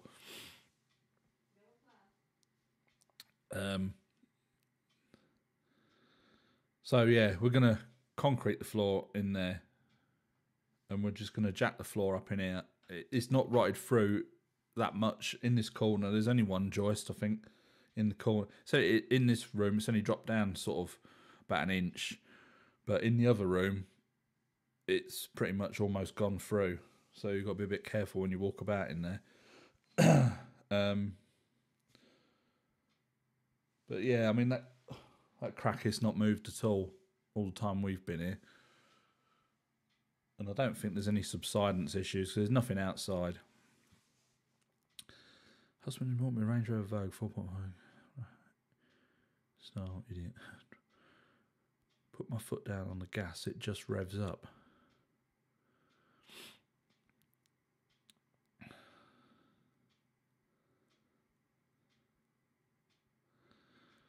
Well, if it just revs up, that sounds like it's something in the gearbox or the torque converter.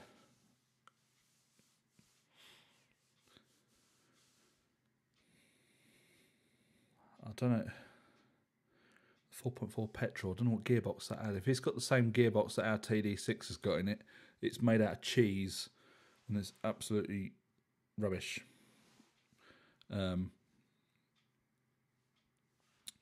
No, I think the 2010 was a bit of a changeover year, because ours is a 2010. It's got the TFT dash in it, but it hasn't got the Brembo brakes, because I think Land Rover,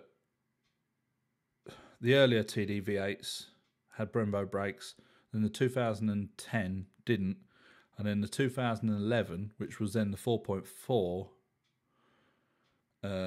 went back to Brembo brakes. So the 2010, I think, is a bit of a funny year. Yeah, ours hasn't got that either.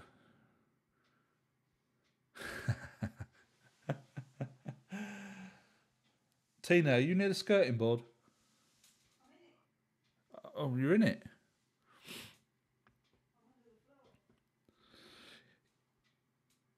Yeah, so when with your car not just revving up, does it not creep at all? See, Land Rover, when this Range Rover came out, this L322 came out, they said the gearbox was sealed for life. The TD6 had the GM gearbox. I'm not sure what the V8 had. That might have been a GM gearbox as well. In fact, I'll have a quick look. Now, Land Rover said the gearbox was sealed for life, but GM, who make the gearbox, said it needs servicing every 70,000. Yeah,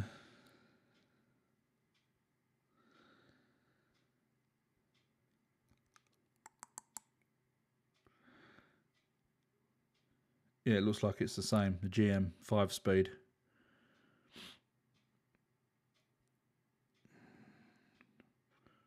And then 2006 till 2012, it was the ZF 6-speed, and then it was the and 2010 to 2012 was the 8-speed.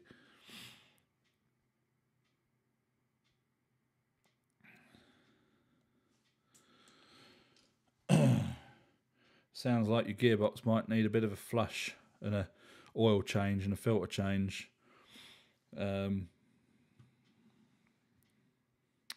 I've been busy this week. Hang on. Let me change this.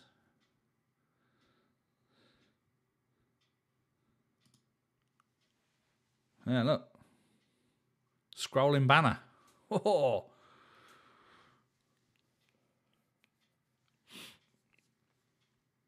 I don't like that though, so we'll go back to the other one. Yeah, so that's what I would do with the gearbox.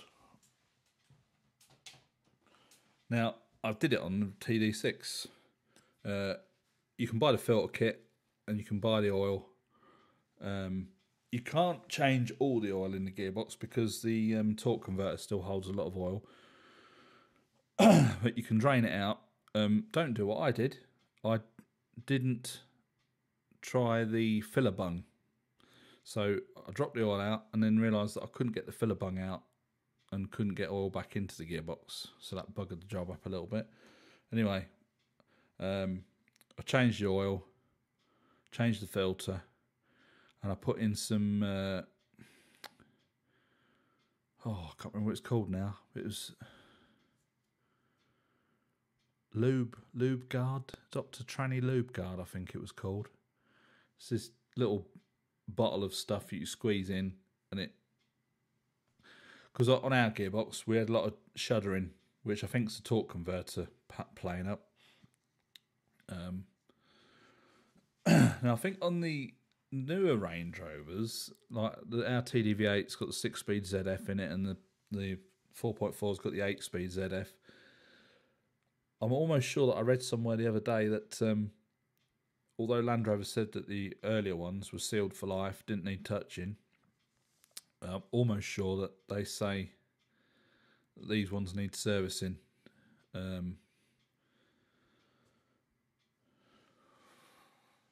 We're going to do ours anyway.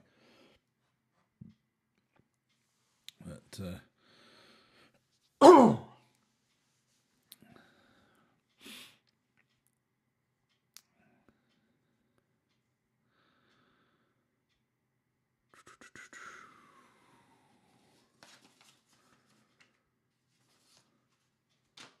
wow.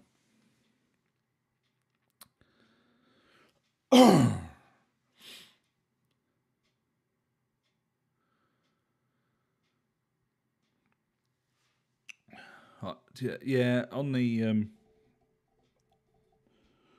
I think we're all about done with the TDV8. Going to service it, obviously. Getting posh. Oh, Tina can walk under the car, no problem at all. She just finds it a bit difficult to reach. You know, she might just get to the sump bung, but like the filler bung on the side of the gearbox, I think she might be a bit of a stretch for her.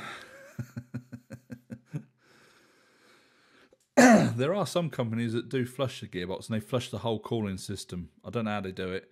That is the proper way of doing it, because obviously your torque converter's full of oil. Your oil cooling system is full of oil. So if you're going to only just do it by draining the oil out of the gearbox, changing the filter, putting the sump back on, filling the gearbox, you normally have to do that a couple of times to make sure that you've got all the oil changed. Just a bit of a pain, but yeah. I mean, yeah, there is a magnet in the bottom of the gearbox.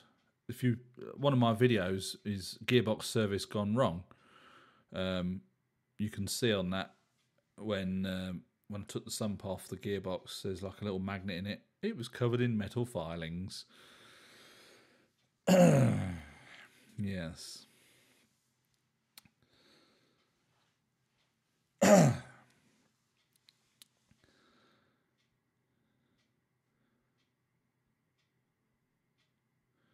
Yeah.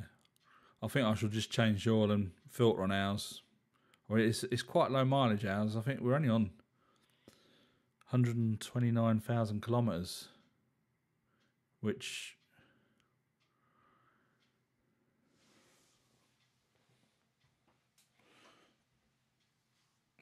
get a handy iPad out.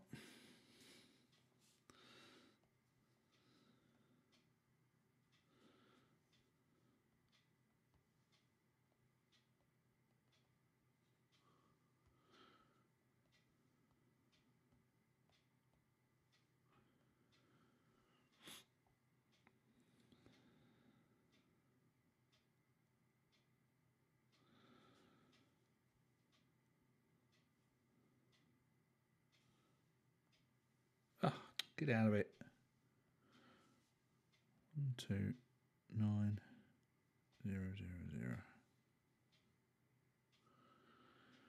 80,000 miles.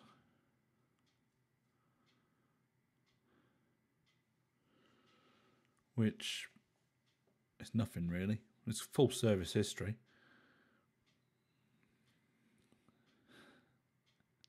I think it'll still win, even with no boost. Eh?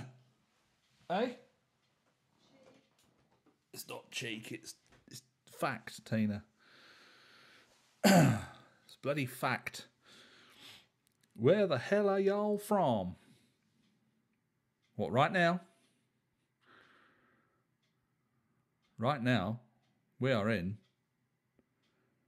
Are we still in the southwest? Yeah, we're still Nouvelle-Aquitaine. We are in southwest towards the centre of France. Originally from the UK. They call it Centre West. Yeah. Okay, we're centre west France.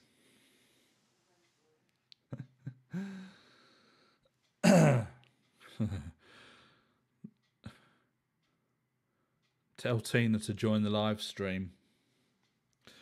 One day I'll get her through here and she can talk rubbish as much as me. But I think for now she's sitting in the other room listening to what's going on. I don't even talk to family on videos. Do I miss England? No. In a word, no.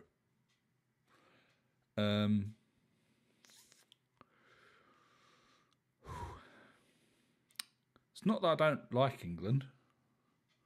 It's too bloody busy. And where we are, France are, on a lot of things, they're a bit behind. A bit behind with the times. I'm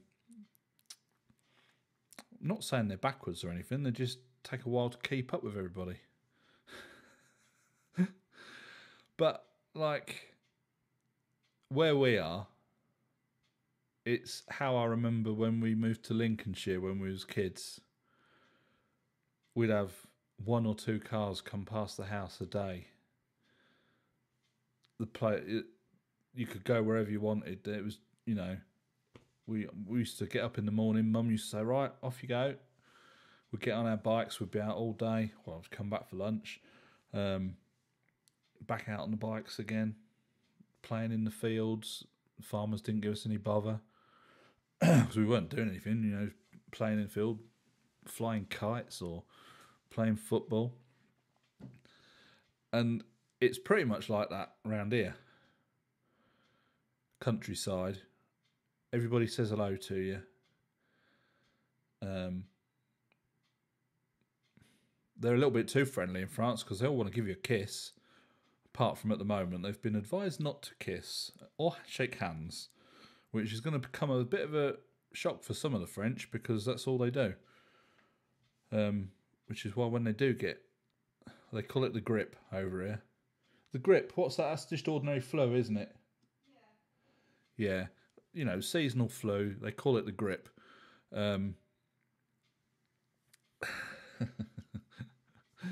They say bonjour. So obviously the grip spreads quite well with the French because they all kiss each other, they all shake hands.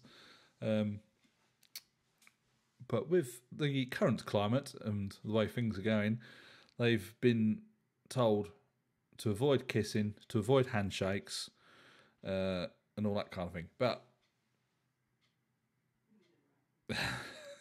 hey? No, it won't happen. Having said that, well, we don't know if it's Suzanne this week. No. When I've the nurse come to see me once a week, and she comes in, gives Tina a kiss, gives me a kiss. You wouldn't get that in the UK, would you? But yeah, so the way things are out here in the country, obviously most of France is like that, but because it's sort of so not backwards, but how the UK used to be, years and years and years ago, when we were kids, it's quite nice and peaceful. I mean, the farmer lives over the road. They've got 2 kids. They don't cause any trouble. You don't get that trouble over here. If you go into town, obviously big cities and that, you get the yob element. But you can go into town, there'll be a group of 15, 16-year-olds. Now, in the UK, you'd probably cross the road to avoid them. Over here, as you walk past, they'll say bonjour, bonsoir, all that. And they're all well-mannered and, I don't know, just different way, I suppose. But there you go. And you don't get the drinking culture over here that you do in the UK. They don't seem to be out to get themselves paralytic on a Friday night. I think it's probably because they're brought up with drink. They don't get to 18 and think, right, I'm going to have to fill my boots with booze now and get absolutely rat-arsed, because it's not a big thing for them, because they've been drinking wine since they was probably about 2 or 3. Watered down. I think the parents do water it down for most of them. But it's not a big thing. So that's why we like living in France. We went back to the UK. Last time I went back was 2015. And we got off the ferry and it was just like wacky races. Absolutely mental. And we was only there for a week that time, and it was like, let's get back to France. It's nice in the UK. Everything's convenient. Everything's open all the time. But, you know, horses for courses, I suppose.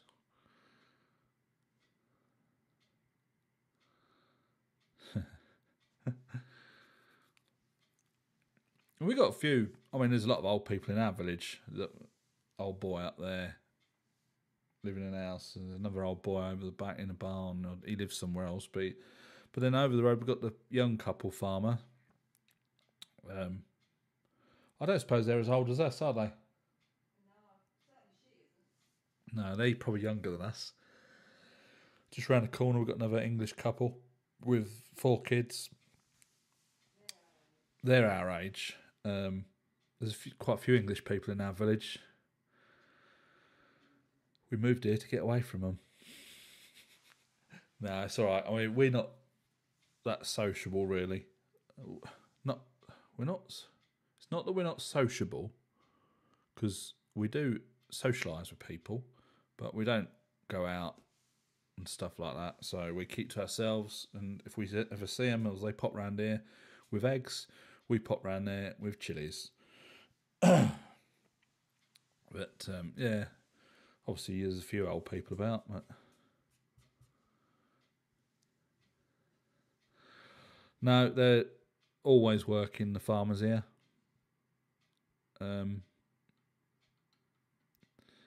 So yeah, these ones that go on strike up like around Paris and that. I mean, whether it's because these farmers here have got animals, and obviously, what was I going to say? They obviously can't look after themselves, but they're always working. I think they have a bit of a break on a Sunday. They come home for lunch, because the house is over the road. There's a massive farm over there. I think that's her brother, because I think her dad lives right down the bottom, and I think they farm on his where his house is. There's a big cowshed down there, and I think they work from there. And I think it must be her brother that runs the farm over there.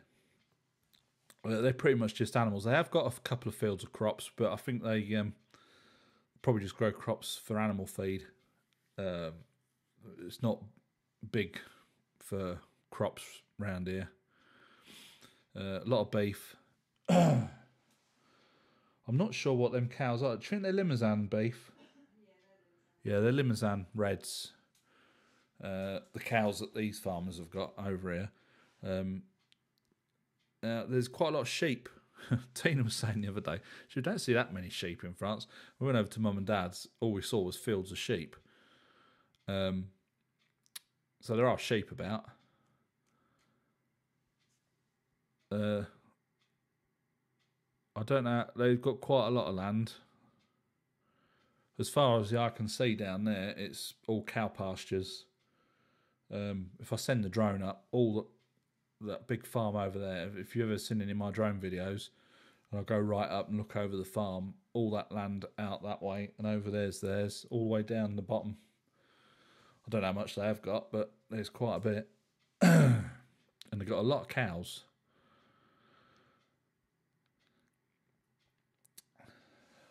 Do you know what? Come visit America. I've never been to America. You've been to America, haven't you, Tina? Yeah, only Orlando. Yeah, Tina's been to Orlando. Mum and Dad went all over. Eh? Mum and Dad went all over. Yeah. No, never been. Yeah, I think it was a farm. This was a farm, wasn't it? If not a farm, it was part of a farm. Yeah, well, we think it had more land, didn't we? Yeah. Yeah, trouble is, you've got like the big farm over there, and then there's like a lot of old houses dotted around, which could have been all part of that farm at one point. And then, because they got funny inheritance laws in France, which is, how would it work? Say you're married, one of the couple dies. The property would get split between the surviving person and any kids.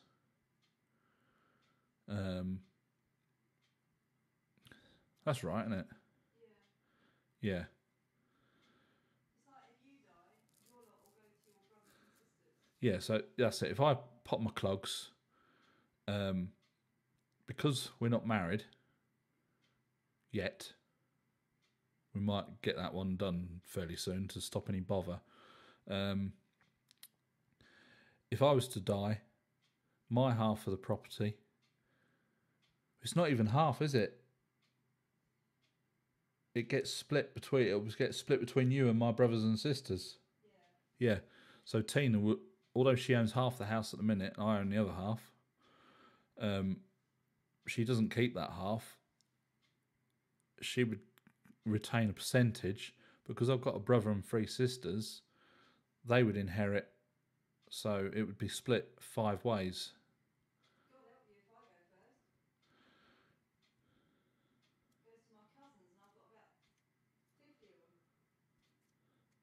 of them. Apparently, Tina, Orlando is the armpit of America. All right. I think that's coming from an American. I wouldn't know. Never been. Mum and Dad loved it everywhere. Yeah, when Tina's mum and dad, they went to America. How long was they there? They did 4.5 weeks in America. They did 4.5 weeks in America touring about, and they liked it all over. But they did quite a bit of travelling, didn't they? Yeah, on that particular occasion, they were away for 3.5 months. 3.5 months? Well, that's a bit. Australia, New Zealand. It's a bit of a jolly, isn't it?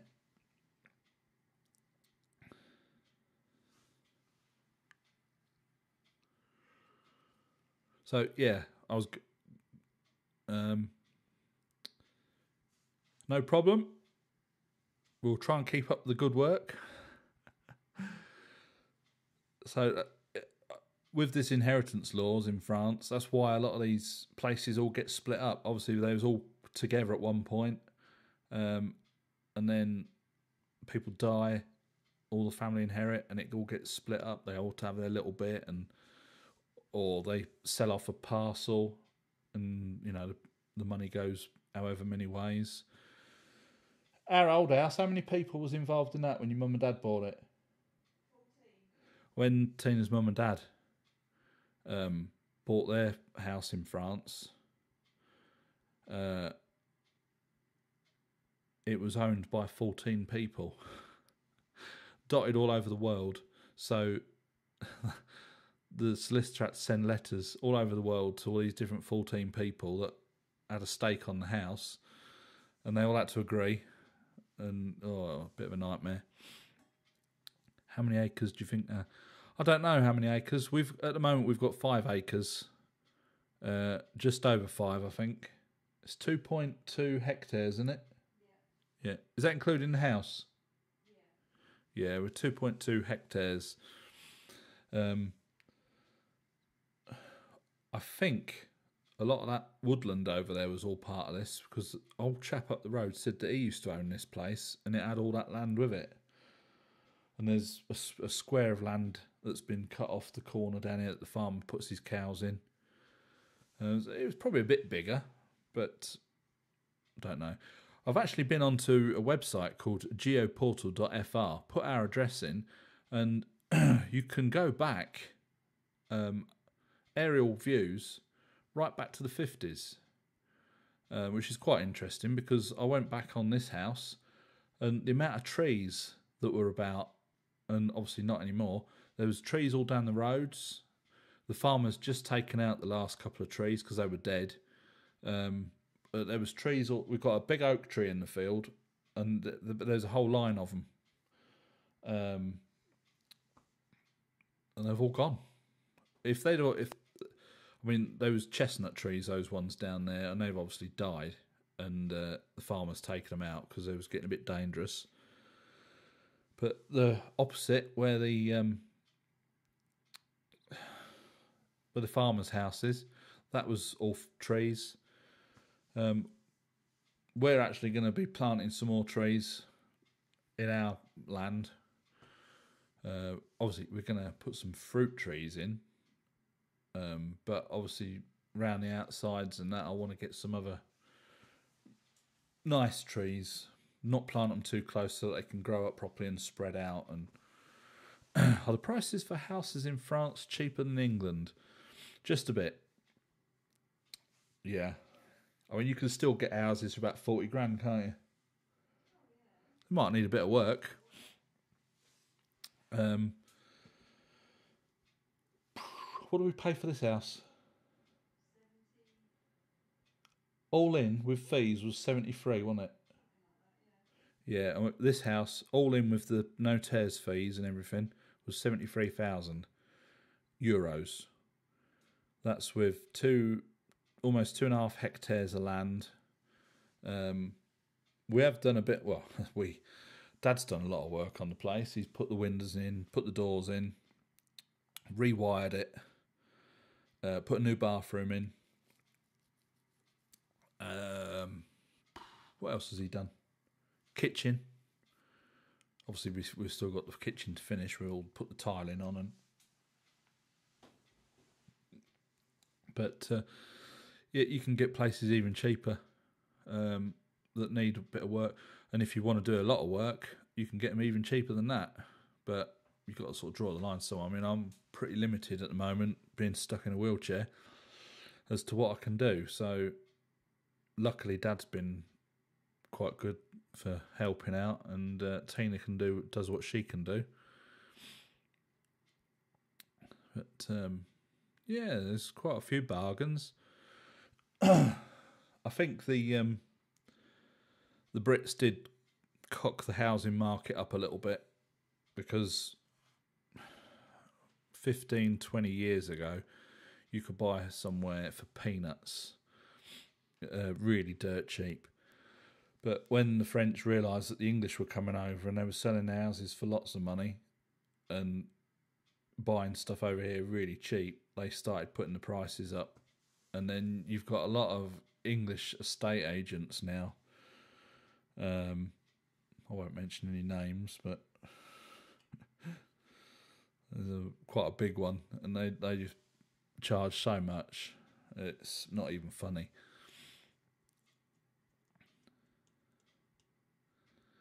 No, I mean, this house was up for 99,000 euros when we was looking. But there's so many houses on the market, you can just go in with silly offers. I think we offered 65 grand to start with, and we settled on 73, and that's with. Was that was just agents' fees, wasn't it? It wasn't notaire fees.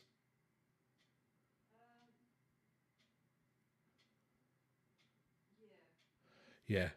So I was a bit wrong. We paid €73,000, including the agents' fees, but the agents' fees was about nearly £7,000, wasn't it?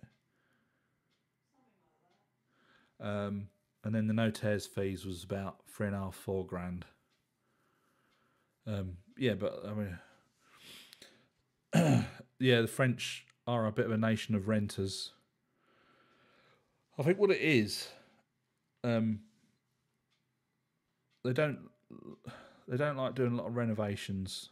The French, some do, obviously, but a lot of them just they like these new bungalows, which are built in about 6 weeks, and they're really well insulated. They've got electric heating, which works out quite cheap. Whereas all these old houses, I mean, we're lucky we've got central heating, which is oil, but a lot of these old houses don't have central heating, so you're relying on log burners, and they just don't want it. So I think that's why a lot of these older places sort of go so cheap.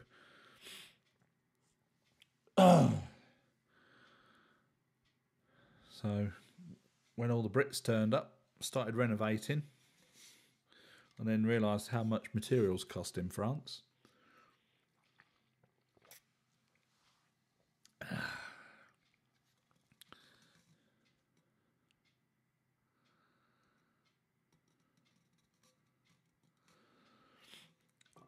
I've heard that you don't pay. It was tax. It's tax foncier like your council tax, isn't it? Yeah. So some of these bungalows or new builds, you'll see them. They've not been rendered or finished off. I've heard that if it's not finished, they don't have to pay the full whack, or pay it at all. I'm not sure. No, you do have to pay a bit, because that's right. I think tax foncier, they work the price out on how much they think you could get for renting, and that's where they get the price. That's how they get the price, I think. So even if it's not finished off, they would still have to pay a bit of tax. So you do see a lot of new builds that they don't finish off, they don't render it and stuff like that.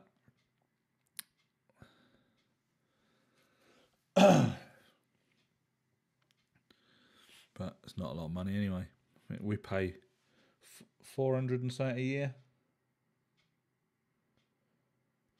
Is that right? No, that was habitation. It was 400 and something. It was less than €500 for a year. Eh? €402 for a year is our council tax equivalent. And tax habitation, we've had to pay it. I'm exempt from paying it because I'm down as being disabled. Trouble is, I've been arguing the toss with them. They kept sending me a bill. Then they sent me a fine because I never paid the bill on time.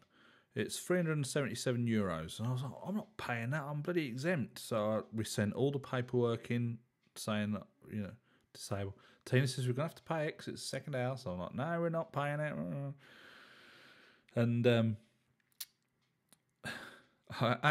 they replied to a message, and they said, because I declared that I was living at the old house at the start of the tax year, this is then classed as a second property, and I'm going to have to pay tax on it.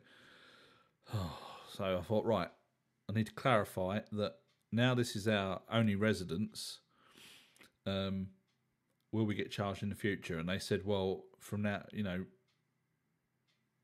if I declare on my next impots that I'm living here, this is my only residence, they work out your earnings and that, and then it should work itself out, and I should be exempt. But they are scrapping. I think you don't pay it if you're over 60.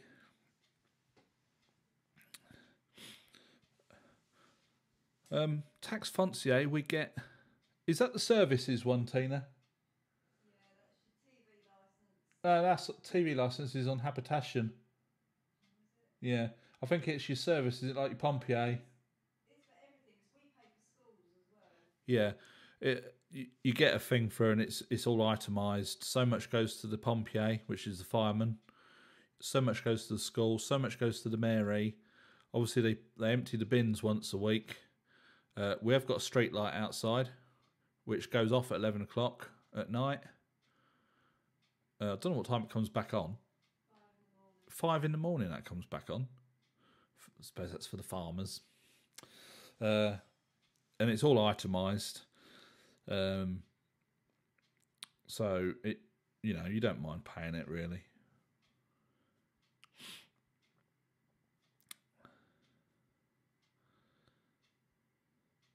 No, I think it's quite expensive to live in England nowadays. Well, I can't remember how much council tax I was paying when I lived in Peterborough.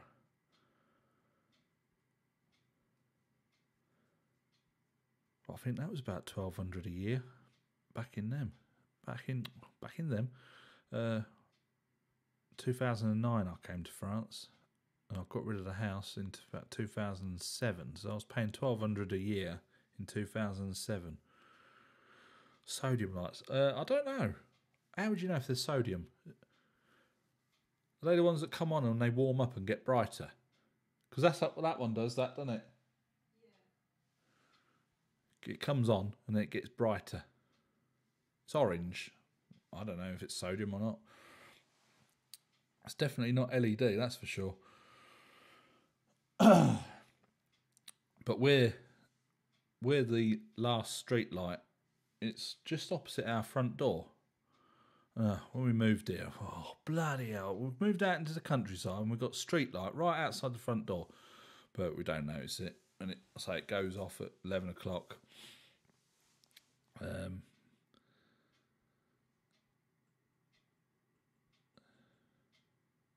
Yeah, must be sodium then. But no, we don't notice it. Close the curtains.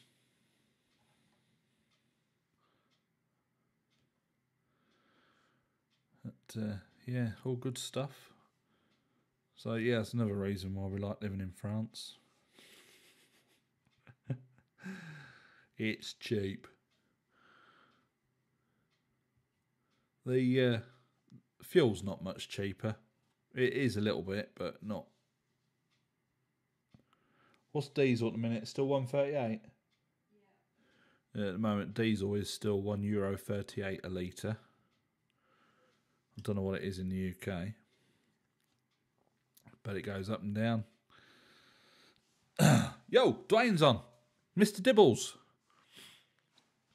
Dwayne, do you realise it's a year since you came out last time and the Audi broke down?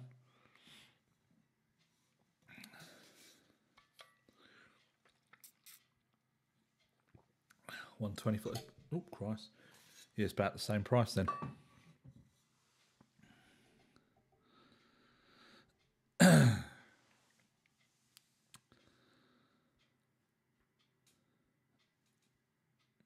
got 2 cans of diesel the other day, which was FOC, free of charge.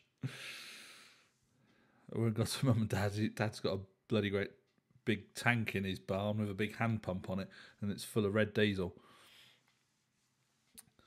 Yeah, it was an awesome experience. And guess what, Dwayne? The same thing happened on the Range Rover the other day.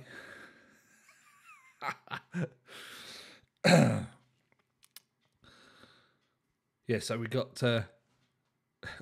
Dad said, don't put it in your car, will you? So yeah, we've got 2 cans of red diesel, which will be for the digger and the tractor. Audi smoke machine. Yes, the turbo to intercooler hose went on the Range Rover the other day, and it didn't smoke at all, which I thought was quite surprising. We was almost at Mum and Dad's, and the turbo hose exploded. So we left it there and come back for the other car. And I was going to fix it at Mum and Dad's, but you got to take too much of the engine off. So we drove it back home. All the way home with no turbo. No, you can't use red diesel. The old... what they called the Douane. Douane. Douane. The Douane will get you. They're the customs people.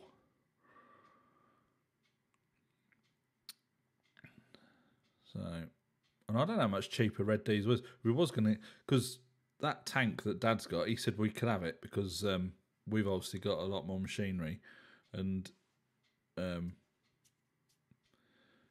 he's got a tractor, but he won't be using it. He don't cut the grass or anything with his tractor. He's got a decent lawnmower.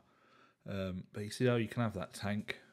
Of course, it's bloody full up, isn't it? So we ain't going to be moving it anytime soon.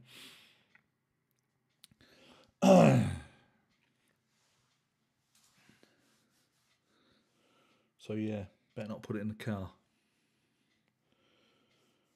I'll say we've got the tractor, we've got the gang mower, and we've got the digger. The gang mower's still not working. It doesn't seem to want to go forward very well.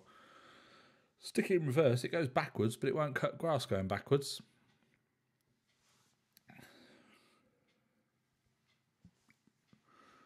But that's another project for the garage.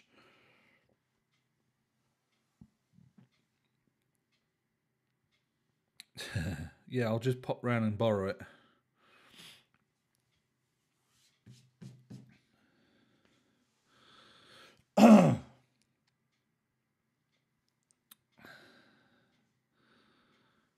Look, got a video playing in the background.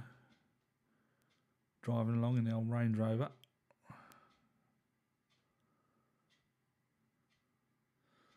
Bit of self-promotion there.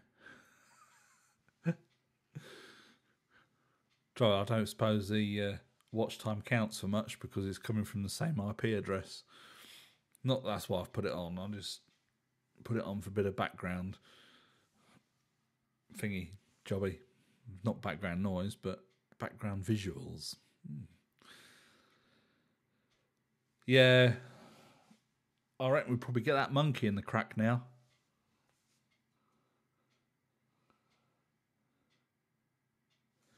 No, I don't. I think we'll just stick some silicone in it. That'll stop it from moving, won't it? Or no nails. Put some no nails in it. That's marvellous, isn't it? That's what they stick skirting boards on with.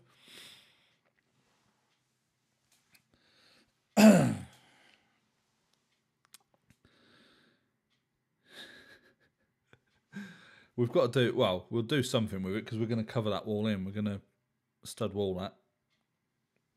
Yeah, he's coming over tomorrow morning, actually. He's dropping something off. I don't know if they're watching this. Yeah, he phoned up. We phoned up on, what's it? Facebook Messenger jobby. Because they haven't got a telephone, they've only got the internet. And he said, we'll call in tomorrow, I've got some stuff to drop off. Which I think might be a birthday present. Because it's my birthday on... Tuesday. And guess what? It's Tina's birthday on Tuesday. And not only that, it's Ludo's birthday on Tuesday. Oh, yeah, and Kira's birthday is today. So that's the two dogs, mine and Tina's, all in a week. Get it over and done with. Bish, bash, bosh. Job's a good one. Something nice to eat. Now, they brought some stuff. When they went back to the UK at Christmas, I asked for Melt Mowbray pork pie, some Scotch eggs,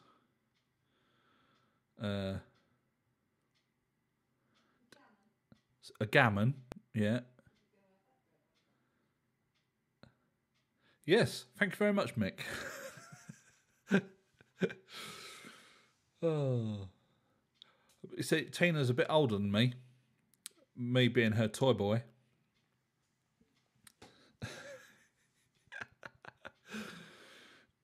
But yeah, it's quite handy all having a birthday on the same day.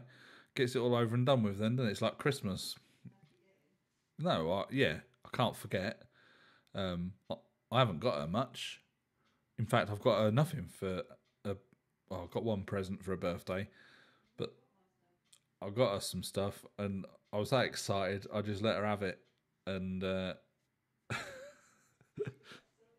hey, yeah, she was bloody excited as well. And you never guess what it was. Stuff for the kitchen. Yeah, wear the old ones out first. That's a good idea. Yeah, she looks a lot older than me as well.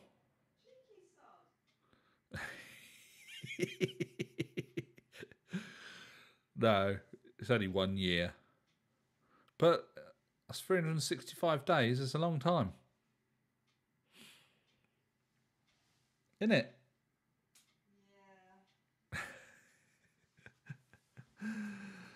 Thank you very much. So, another year older. Oh, dear. I can't remember how old I am. I'll have to ask her. 43? This year I shall be 43. Christ, that means Mum must be really old. I hope you're not watching. No, she's not that old, really. No, she didn't get me a biscuit. The dog's got plenty of biscuits, but I didn't.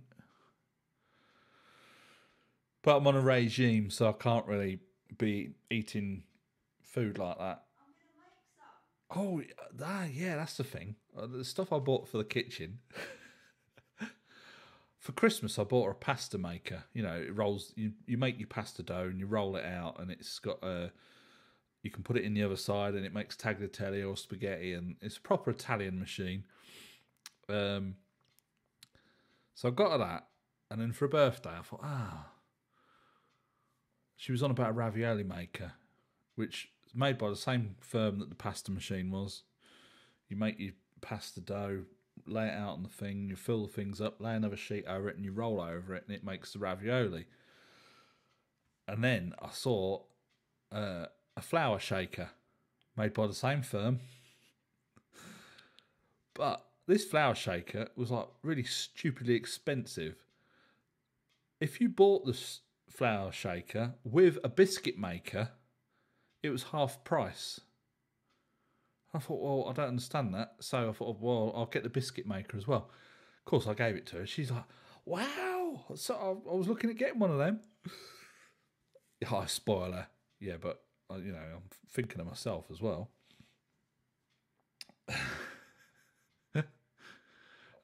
And I got you that grinder as well, didn't I? Yeah, so not only that, I got her a mill from the same company. It's called Marcato, which is Italian make, and obviously they've been making pasta stuff for years. So now she can grind up her own seeds and that, and make her own flour, and make some bread. But we don't have a lot of bread because I'm on a regime. So I'm trying to keep off the bread because bread's,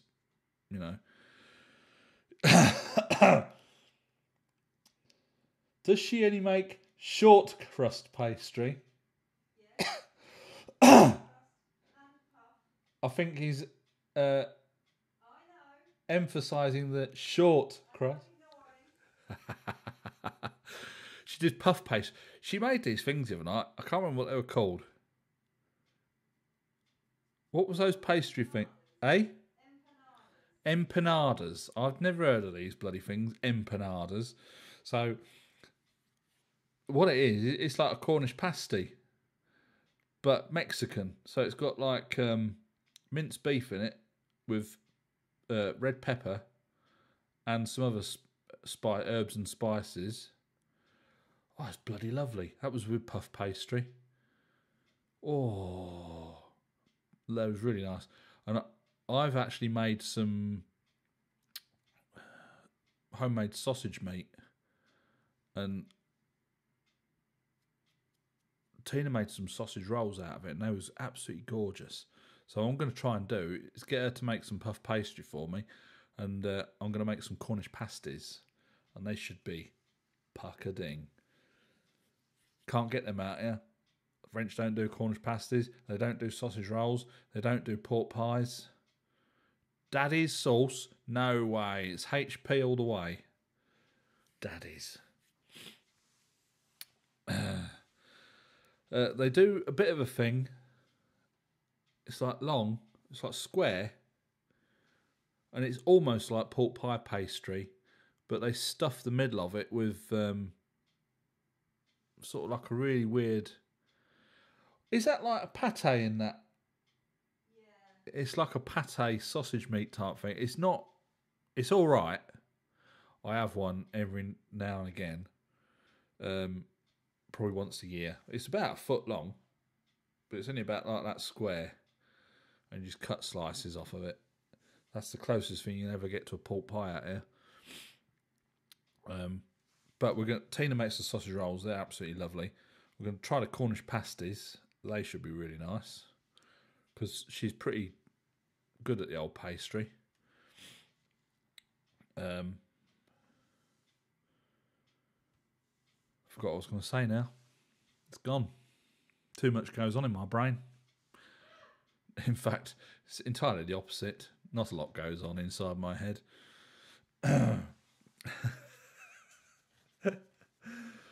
Oh dear. Eh? Well, we've been on for 2 hours and 40 minutes. But I don't mind, because if we're going to only do it once a month, yeah, we've decided, well, with these live streams, we're going to do once a month, and then that gives us plenty to talk about, and just random stuff. A drive-through Greggs. Bloody hell. Just as well we don't live in the UK anymore. I'd be a right fat bastard. No, don't answer that. It's bad enough drive through McDonald's. I used to I didn't have a lot to eat. I just used to go through the drive through McDonald's, get a hot chocolate, and go and sit in the car park and use the internet.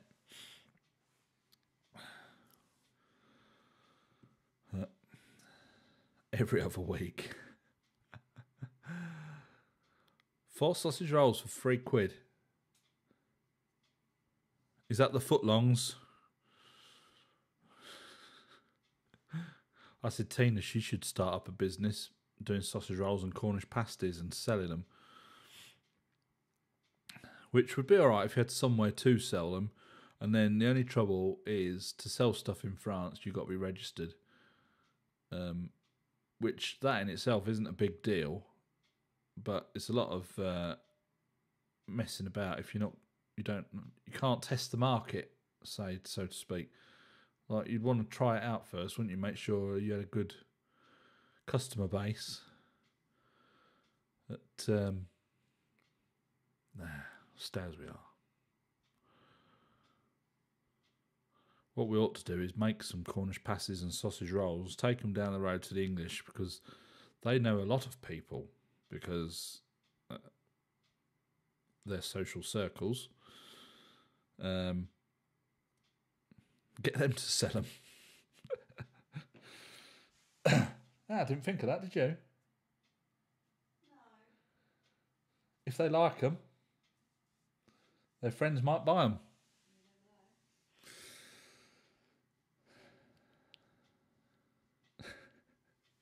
But yeah, they are very nice.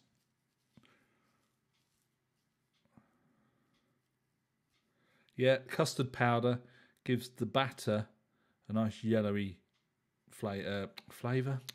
Doesn't give it a flavour at all. Gives it a nice colour. If you don't use the custard powder, the batter is just white and it doesn't look right.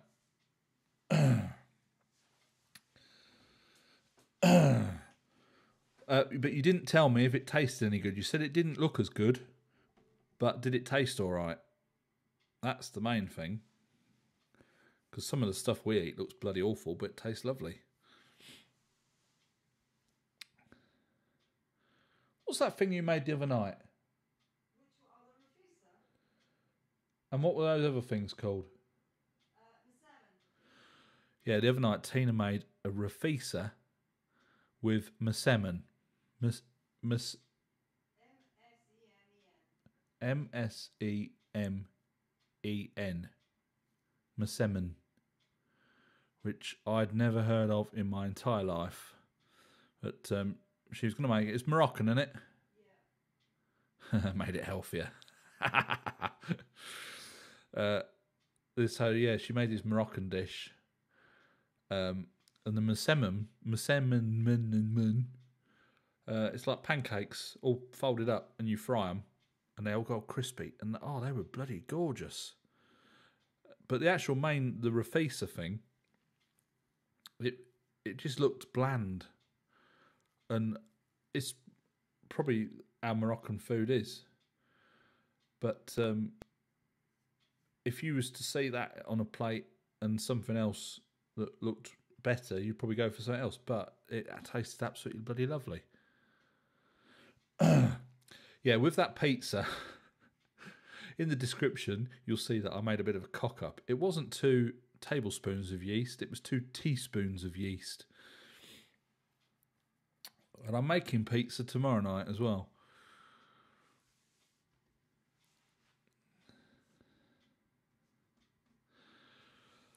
Tina's been keeping an eye on the mushrooms in the woods, and there's no sign of anything yet, but we've got some mushrooms growing in the other room. When you do mushrooms indoors, you've got to mess about sterilising all this, like the substrate or whatever it's called, and all this, that, and the other, and they put it in a bag and stab holes in it and keep it moist. Thought, sod all that. So we chucked it all in with some compost, mixed it all up, put it in a couple of bin bags, poked some holes in it, chucked some water in, tied the bin bags up and put it in a bucket. I was checking the chilies earlier, and I think I might have used some of the same compost. Well, all the chilies have got bloody mushrooms growing in it.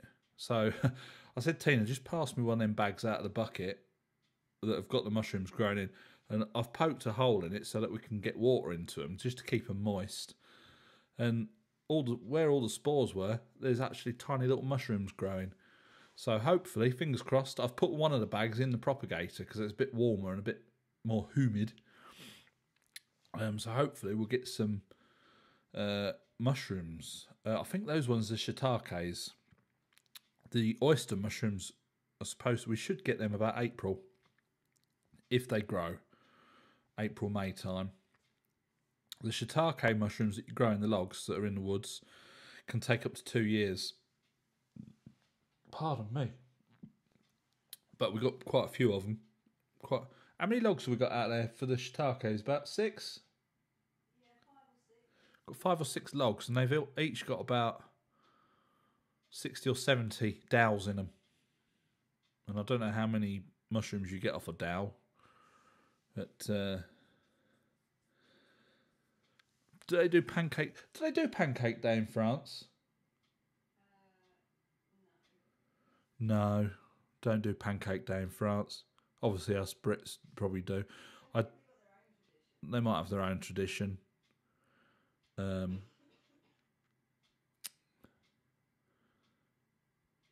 we didn't even have pancakes. We had those masemen things that Tina made, so I think that obviously she said that there's your pancakes. Like, oh, okay. We was going to do them, but we never got round to it, and we're not that bothered by them really. Yeah, we'll have them in a couple of weeks' time when we feel like having them. Not when some bloody religion tells us we've got to have them. What have you given up for Lent? Absolutely nothing.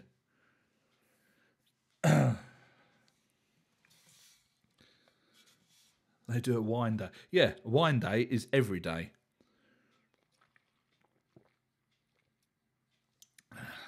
So you better not move to France, because you'll end up being a pisshead. And beer is even cheaper. So Tina's been stocking up for when this when this coronavirus gets to us, and all the shops shelves are empty. She's got the important stuff in. How many cases of beer did you get? 2? Yeah, only the little ones. I'll get you some more. Yeah, a couple of cases of beer, a couple of bottles of wine, plenty of cheese, quite a few eggs, arse paper. Yeah. She likes to be prepared. It's not only for the coronavirus. It- It's just preparedness. How many baguettes do you need for a camembert? Well, it depends how thick you cut it. I mean, I could do probably... Well, if you was really extravagant with the camembert, you could do it with 1 baguette. But if you was to cut it wafer thin, I don't know, 3 or 4, maybe 5.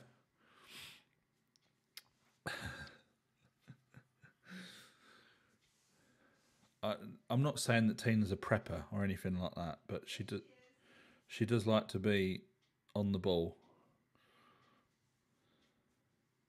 Well, we've not really got a mix with the general public, have we? Well, no, but the less we can, the better. Obviously next week, but...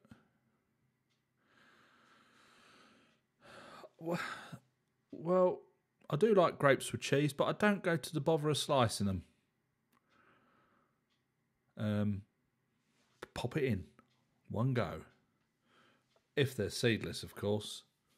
If they got pips in, I'm not too struck. I don't like anything with... Well, I don't mind. With like cherries, I've got stones in. I can't eat cherries.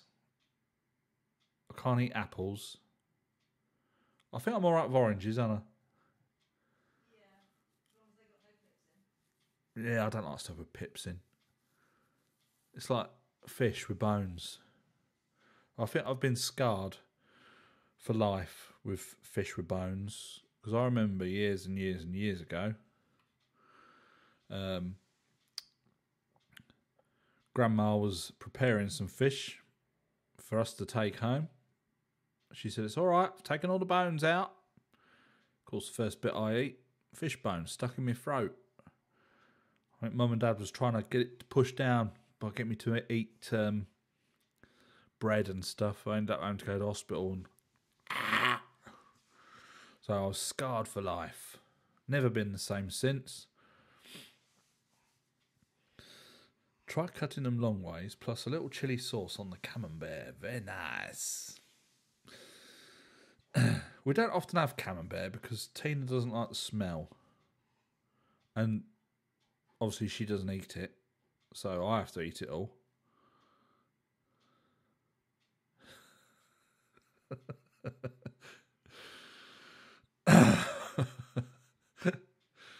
Oh dear.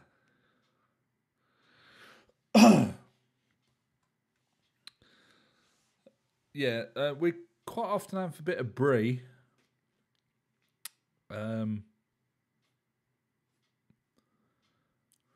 You can cook brie. I think you can cook camembert as well.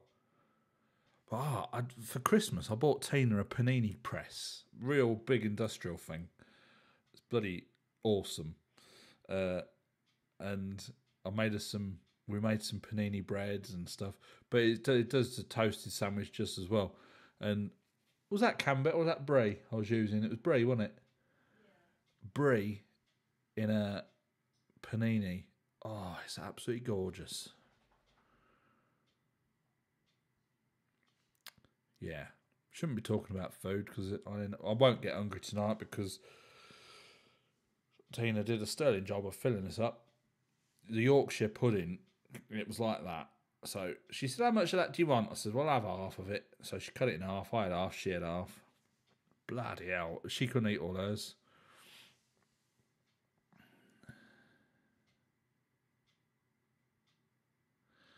Oh, what's that cheese with a monk on it? I know which one he means.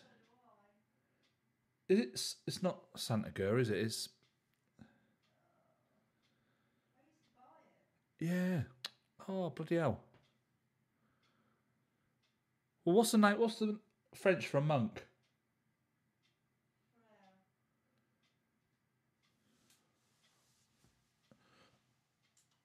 I'll have to Google it.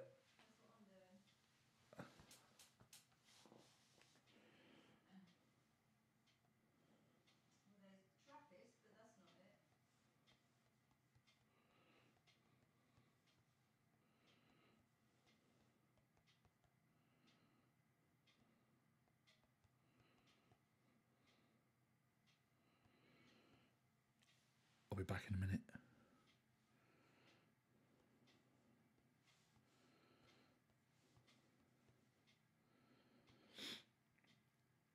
Oh, bloody hell.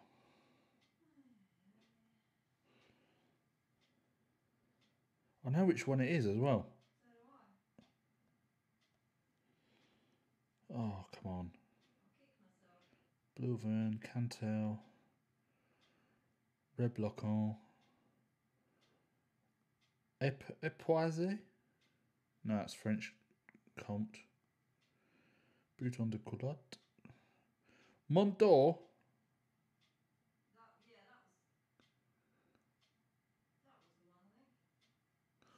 Mont d'Or. Maybe it could be Mont d'Or.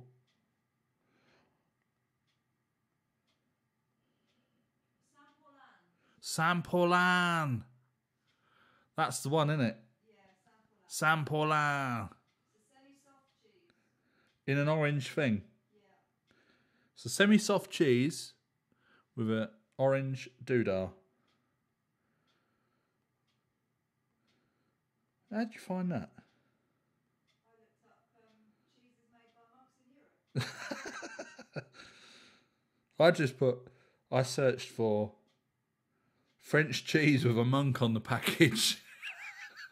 Cheeses made by monks. Oh dear. Saint Paulin cheese. Images.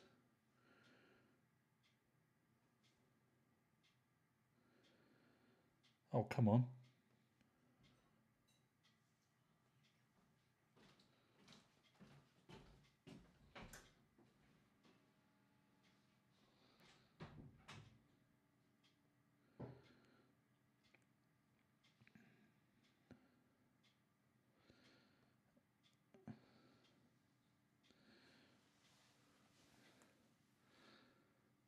Saint Paulin. There you go. That's not the picture that I was thinking of.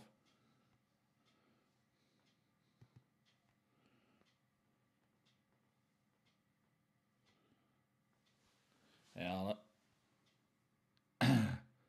Saint Paulin. Cheese.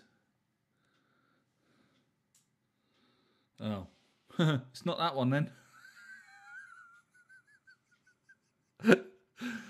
Oh dear. Milk Chaussee, moi, monk, cheese monastery. Tina, tell him. I don't know where she's gone. No, never tried that one. I've tried lots of cheese. I do like a bit of cheese. I had cheese sandwiches every day for my school life, apart from when we had school dinners. Mum used to make a packed lunch. What do you want today? Cheese. What do you want today? Cheese. Cheese pickle. Cheese tomato. Cheese and piccalilli. Every single day. Had to have cheese. So, yes, I do like a bit of cheese. Super U up the road, the supermarket, do mature cheddar. Fabrique Anglais, made in England. Which is quite nice. It's not one of the best mature cheddars, but it ticks the box, fills a hole.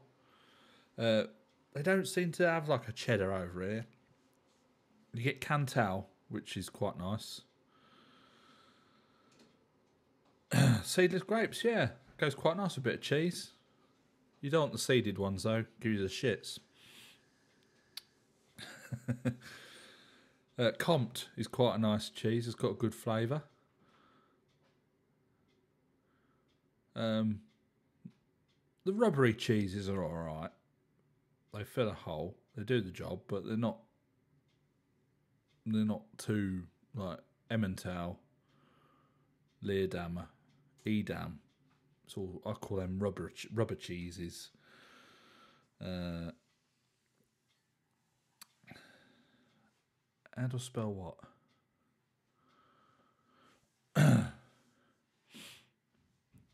But yeah, we do like a bit of cheese. So it's just as well we live in France. Cheese and a bit of wine. Compt. C-O-M. M for mother. T-E. Compt. Compt. Compt. Yes. That's about the only cheese we do have, really. We get brie and goat's cheese. It's quite nice. We used to put the goat's cheese in paninis. I've put goat's cheese on the pizzas, and it's really rather nice. Goat's cheese and red onion pizza is quite nice. Tomorrow's pizza, I'm doing a Hawaiian. Not just ham and pineapple.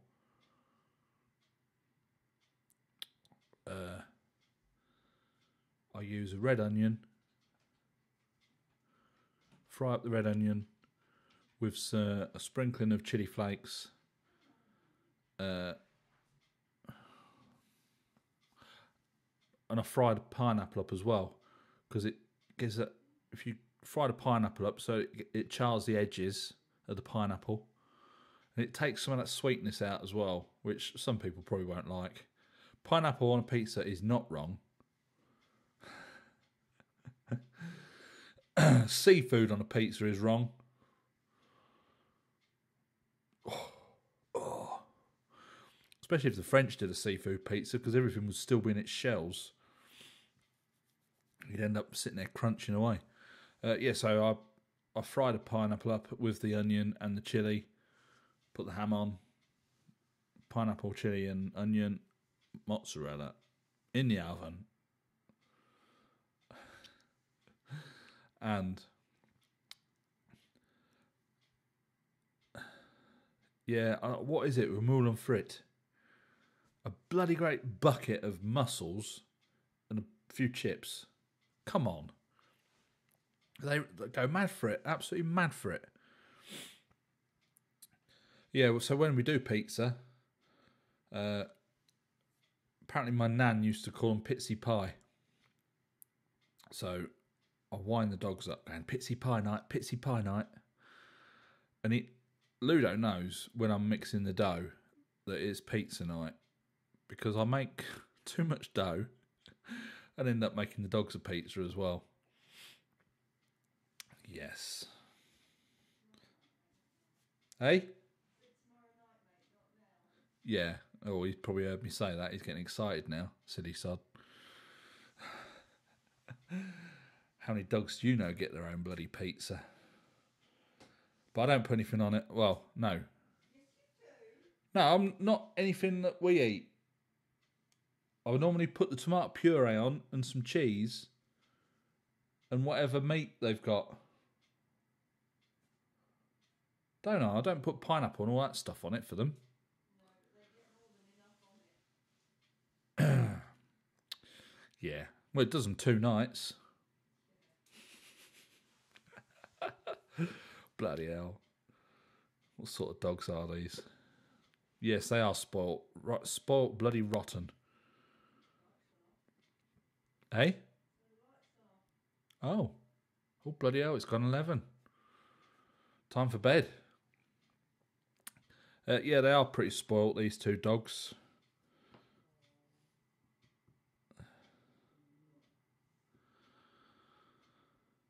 Oh, I don't know. Pitsy, near the dump. Pitsy. Where's Pitsy? I should probably know where that is, because I've been all over the bloody country in the lorry.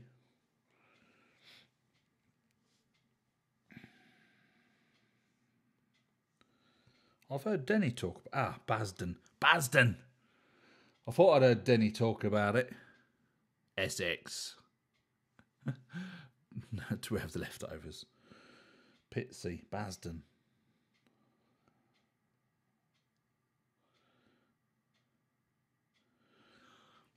No. I come from the other side of the river.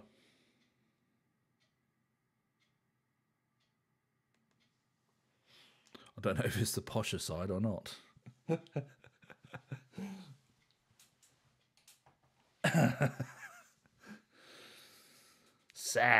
South of the river. In fact, I probably have been to Pitsea. I've been to Basildon, been to the... Oh, what's that? South End. Yeah.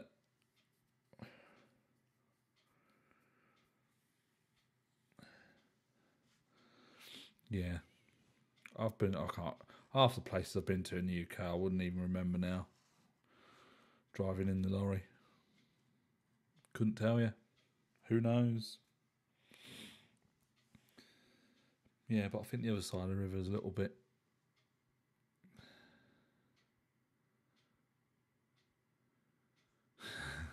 Where do you keep your ketchup? What kind of an question is that? Answer?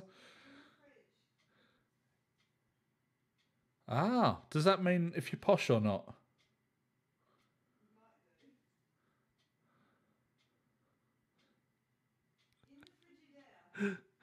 Tina says we keep it in the Frigidaire.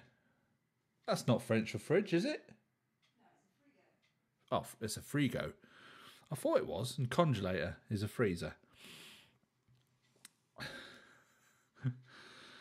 Yeah, we have... I'll say we have a friend. We haven't seen him for a while. When we was at the other house, there's a couple of old boys that used to come over and work on it. There's three of them: Johnny, Denny, Dougie. Oh, and there's Dave.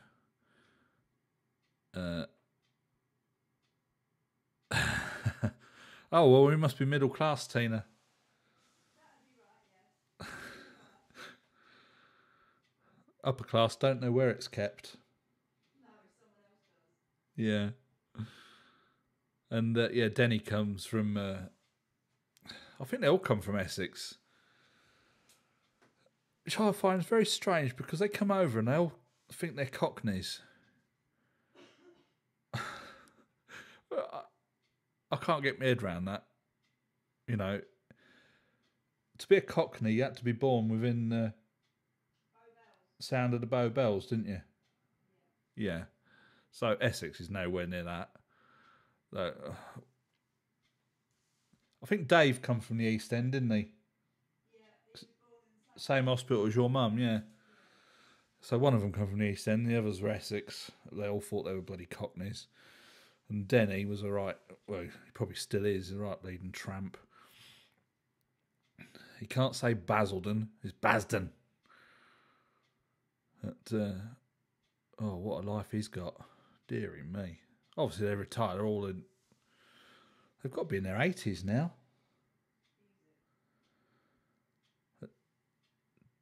Denny gets up. I think he pays the woman £10 a week to do his washing. He doesn't have any food in the house. He goes to Weatherspoons every day for his meal and a pint. Comes home, has some whiskey and falls asleep. But he does rave on about Basden, how wonderful it is. I don't know. But yeah, we're from...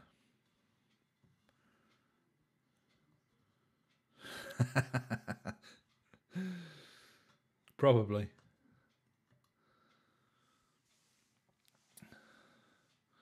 I mean, I was born in Gravesend. That's where Pocahontas ended up, you know. Do you know that? Gravesend's where Pocahontas ended up. Yeah, there is.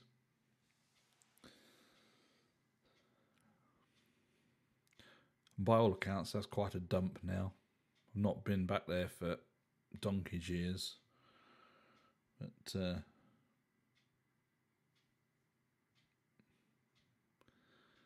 yeah, long time ago. Yeah, I think it is time to go because it's getting way past my bedtime. The street lights have gone off. And I've been on here for 3 hours and 10 minutes. And I was only going to be on here for an hour.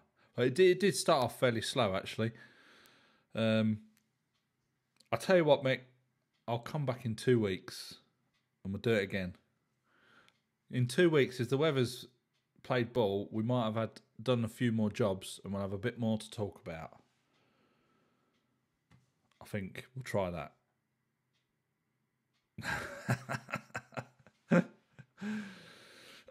So I think now I'm going to sign off and wheel off and find my bed. Oh, I've been on here for 3 hours. So, yeah. Oh, well, I talk rubbish all night.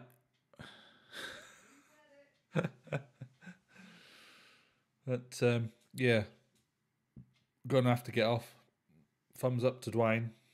Mr. Dibbles. You'll have to message me, Dwayne. Let me know how you're getting on.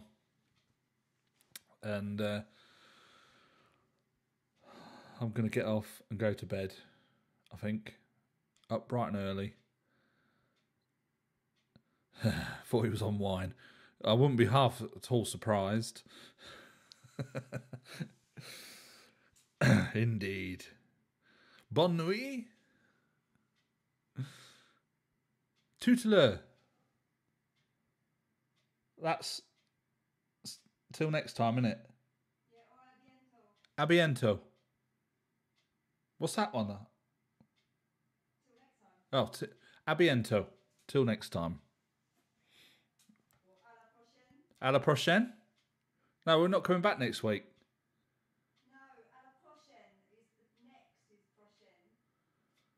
So at the next time. Oh, à la prochaine. Semaine is week. Ah, of course it is. À la prochaine. Till the next time. Fortnight is a hebdomadaire. It's a what? Hebdomadaire. Hebdomadaire. It's a fortnight, 2 weeks. Hebdomadaire. Yeah, Mr. Dibbles, I hope you're taking all this in. So, yeah, tuteleur. À bientôt. Bonne nuit. And we'll catch you in the next one. Bye for now.